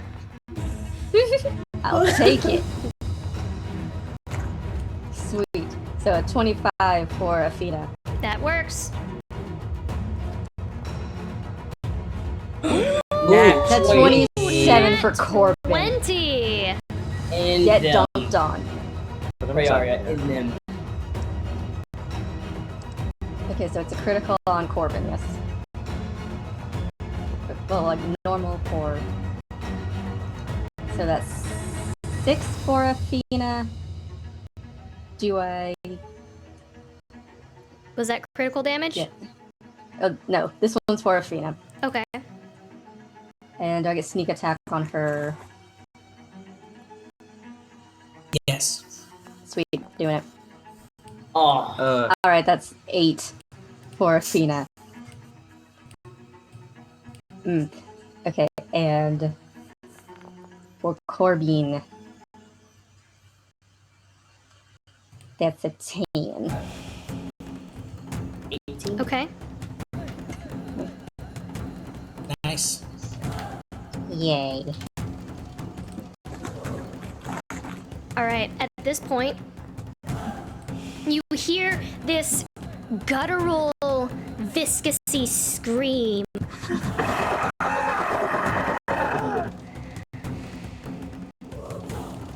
Corbin disappears. Athena disappears. Derry disappears. Thomas disappears. Marlowe disappears. Actually, I'm sorry, Cade is Cade. I'm supposed to do Cade. Cade disappears. And the creature just kind of like writhes as you see all these individuals just kind of like begin to like almost go into shock, and like their necks begin to gurgle and bubble out, and you just see them just kind of like inflate a little bit and then just kind of like gurgle and pus out into the floor.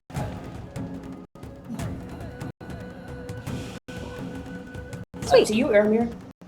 Ermir, it is your turn, but before we go with your turn, Marlowe is going to take an attack.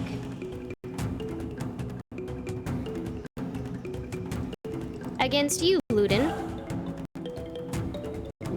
With its last legendary action of this round, give me an intelligence save. Ooh.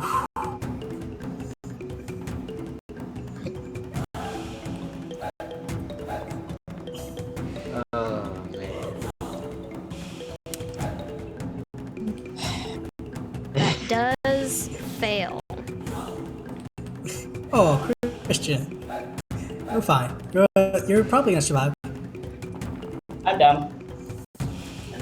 That is 48.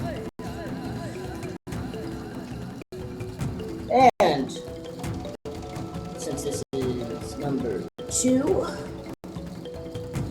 forget that the team told me that they killed the mother. You don't forget that. You cannot forget that. Okay, then I forget we're in Digbrand. That'll work. Cool. It's like, I cannot let you forget that. Yeah. That's what I told y'all earlier, like, relive there's that some all things over I again. cannot let you forget right now. That's fine. Alright, you forget you are in Digbrand, you forget you're in the vaults. And that will take you to a D8, or I'm sorry, a D6 for attack rolls. You all see as it comes down, or I'm sorry, Marlowe just kind of like wraps his arms around Ludin and begins to grab him and pull him forward, the mouth and jaw unhinging as this kind of ooze, and you see the skin's transparent in this kind of reddish hue, and it just kind of engulfs Ludin and begins to eat his memories away. And that will end the last legendary action for this round. Which I believe leads us to, actually before Ermir goes, Sienna is gonna run up. She is going to cast Acid. Do I get an opportunity attack? You sure can. Go ahead. Heck yeah! Oh, does Umber get one too? Sure, you sure can. No. Umber doesn't get opportunity attacks. Does he not? I wouldn't know. Does he? I Oh, he don't know really how does. artificer thingies work. I don't think he does. I mean, he's a. I guess that would make sense that he doesn't because he's not you. He's like a spiritual weapon. Yeah, He can't- Oh, okay. Yeah, I guess that makes sense. That's an 11. that does hit. It does. Excellent. So it doesn't move. That's actually true. It doesn't move Oh, Prairie, I think you just saved my life. because of Sentinel. And she did not have a lot of hit points. You go back, stab your blade into the back of Sienna, and blood. I was attacking with my staff, so I'm just gonna beat her to death. You pummel her to death with your staff. And she Yeah, falls to the beat her. ground. She falls to the ground, and blood begins to pool from her head. Her body is not elastic. Aria, what are you doing? Her body is not transparent. And you kill Sienna. Oops. At this point, fuck it. I don't I care. mean- Yeah, like, thank Yeah. you. 'Cause if that- She was about to Whatever. Listen. She was about to attack Marlowe. Hogarth If is it hit going me, to it run. would've been over. Whatever. Seeing Alright, this, cool. Hogarth is going to run over 5, 10, 15, 20, 25, 32 Praeria. Hogarth is going to attack you, Praeria. Awesome. Umber can give Hogarth disadvantage though. That is fine. And he is going to make an attack with his long sword.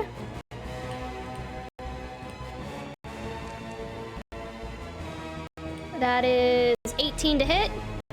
With disadvantage? Oh, with disadvantage. I always forget disadvantage. Yikes. Yeah. Okay, yeah, with disadvantage. Okay. Damn. That is 6 slashing damage against you. Okie-dokie. And, Ermir, it is now your turn. Alright, let's hopefully I can finish this ugly bastard up. Yeah, I'm gonna hit him with another catapult at level 2. Okay. Yeah.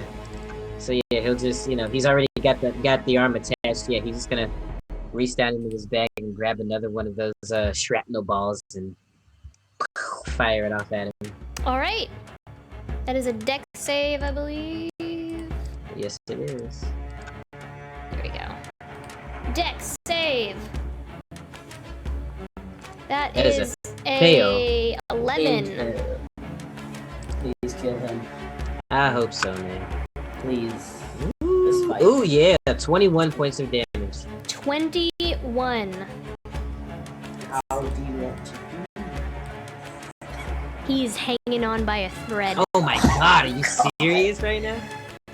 By What a in the thread. world? And with that, I will say Marlowe disappears and sizzles into the floor.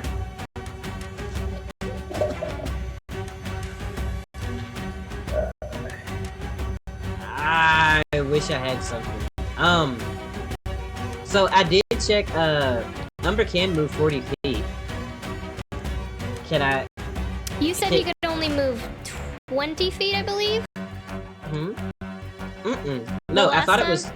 I thought it was 30, but I checked his thing on D&D Beyond. It's he has a 40 foot movement. Or 40 foot speed.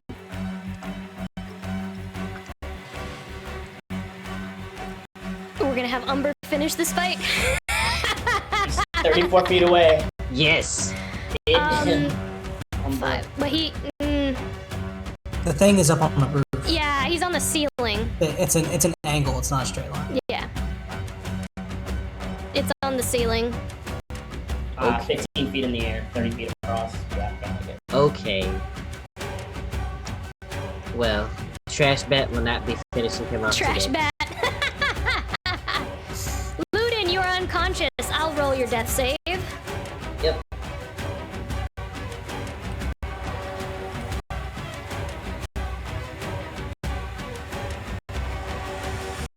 Okay.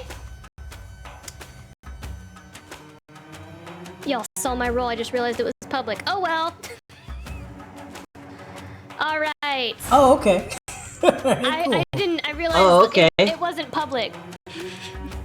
I didn't realize it was a public roll. But y'all know now. Do you wanna re-roll it in private? I do want to re-roll it in private. Let me do that real quick. That's when Blue rises up. Arrow ready. Okay. Okay, cool. All right.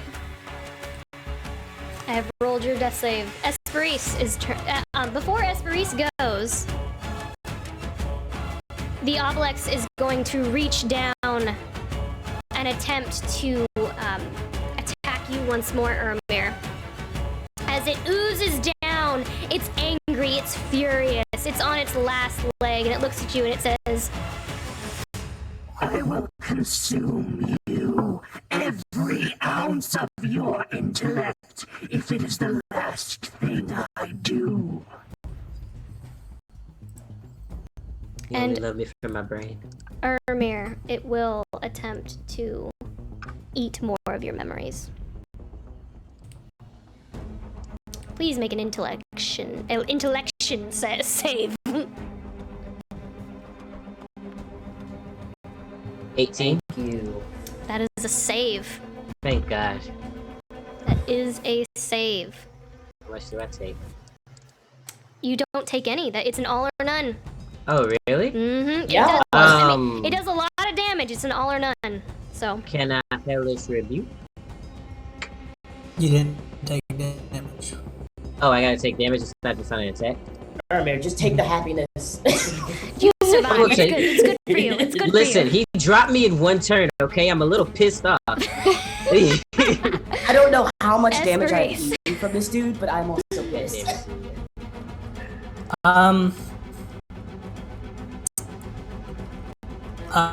Esperise is gonna do what Esperise does best.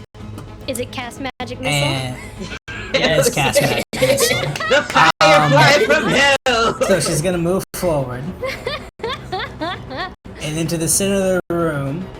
Yes. The magic firefly from hell that she is, and just like Thank you. open up like all the way up, like her robes flying everywhere with the wind that goes crazy in this chamber, the wings flapping furiously pixie like. What did she say? What did she say? All six. I don't know. She sends six. She's so angry and mad that she sends 6 bolts of force energy all towards the obelisk standing over Samson and Ermir. It takes 20 points of force damage. How does Esperise want to do this? It in just the absolute, just normal fashion of the Den of Honor, all 6 of these things come flying out at the same time, and as they do, they cut directly through. It's like an anime fight scene. It goes, choo, and they all cut through at the same time, and choo, choo, choo, choo, choo, choo, choo, choo.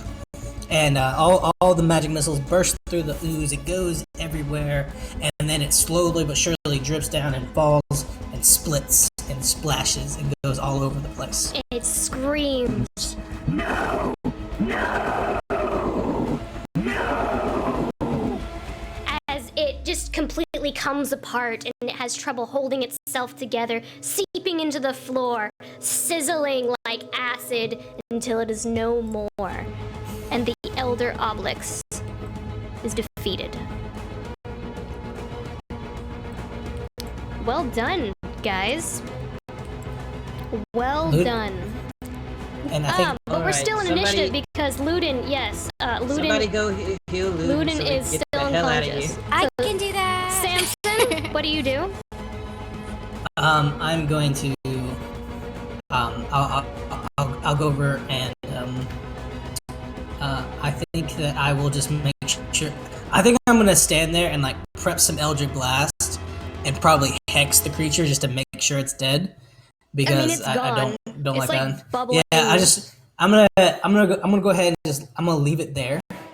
But I just want to make sure that it doesn't move now that it's fallen, and that'll end my turn. Okay. Finn. All right, I'd like to cast Mass Healing Word on, let's see, Ludin, Samson, Freyaria, Ermir, and Sienna. Oh, Sienna. Yeah. It's not a lot, that's but not it's bad. 9 points, and I'm hoping it brings. Sienna is dead. She's like dead. I can't. Oh, come on. I can't bring her back up. If you want to use your diamond, you can. Oh no. Wait, how did she die? She didn't. Briaria murdered her. That was me. I didn't how think much? she. I didn't think she did that much damage to her. She was unconscious. She didn't right? That's have a safe. lot of damage, and she actually took damage previously from Briaria's Arms of Hadar. Oh well, I'm looking to exit this point. Let's keep it moving. Okay. I tried. Ludin will wake up and cast Goodberry immediately, even though he doesn't know where he is. With he knows he's that, hurting. let's roll on the 0 HP table for both you and Ermir. Who would like to go first? I'll go Okay. first, or Brandon can go. Brandon's going first.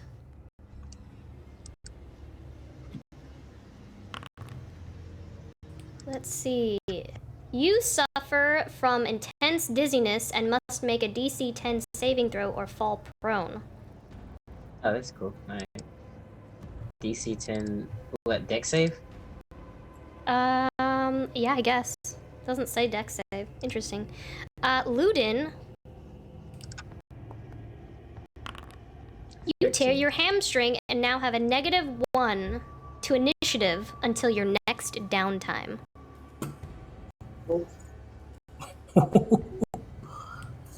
Ludin's Oh, pissed. no.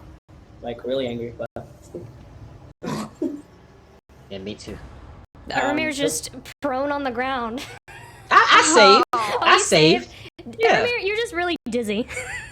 Well, yeah, I had somebody eat my brain. So, Ludin tries to stand up and immediately feels his hamstring gone and falls actually, like, on thin line.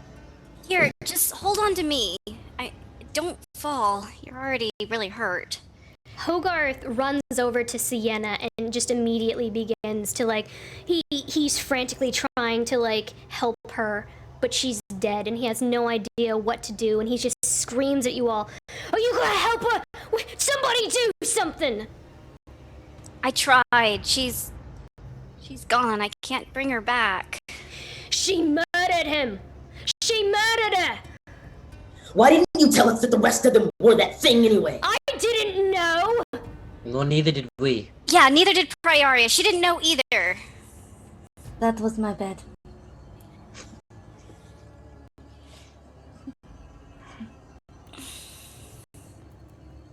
she's dead now. Yeah, she's dead now. I'm sorry. I am sorry. He just shakes his head and like he just kind of like holds her and like tries like he needs a moment. He doesn't want to hear anything you guys have to say. We need to check the area and make sure there's nothing else around here. With the end of this battle, as you've come out victorious, with little bloodshed, I would say, I think that is an excellent place for us to stop this evening.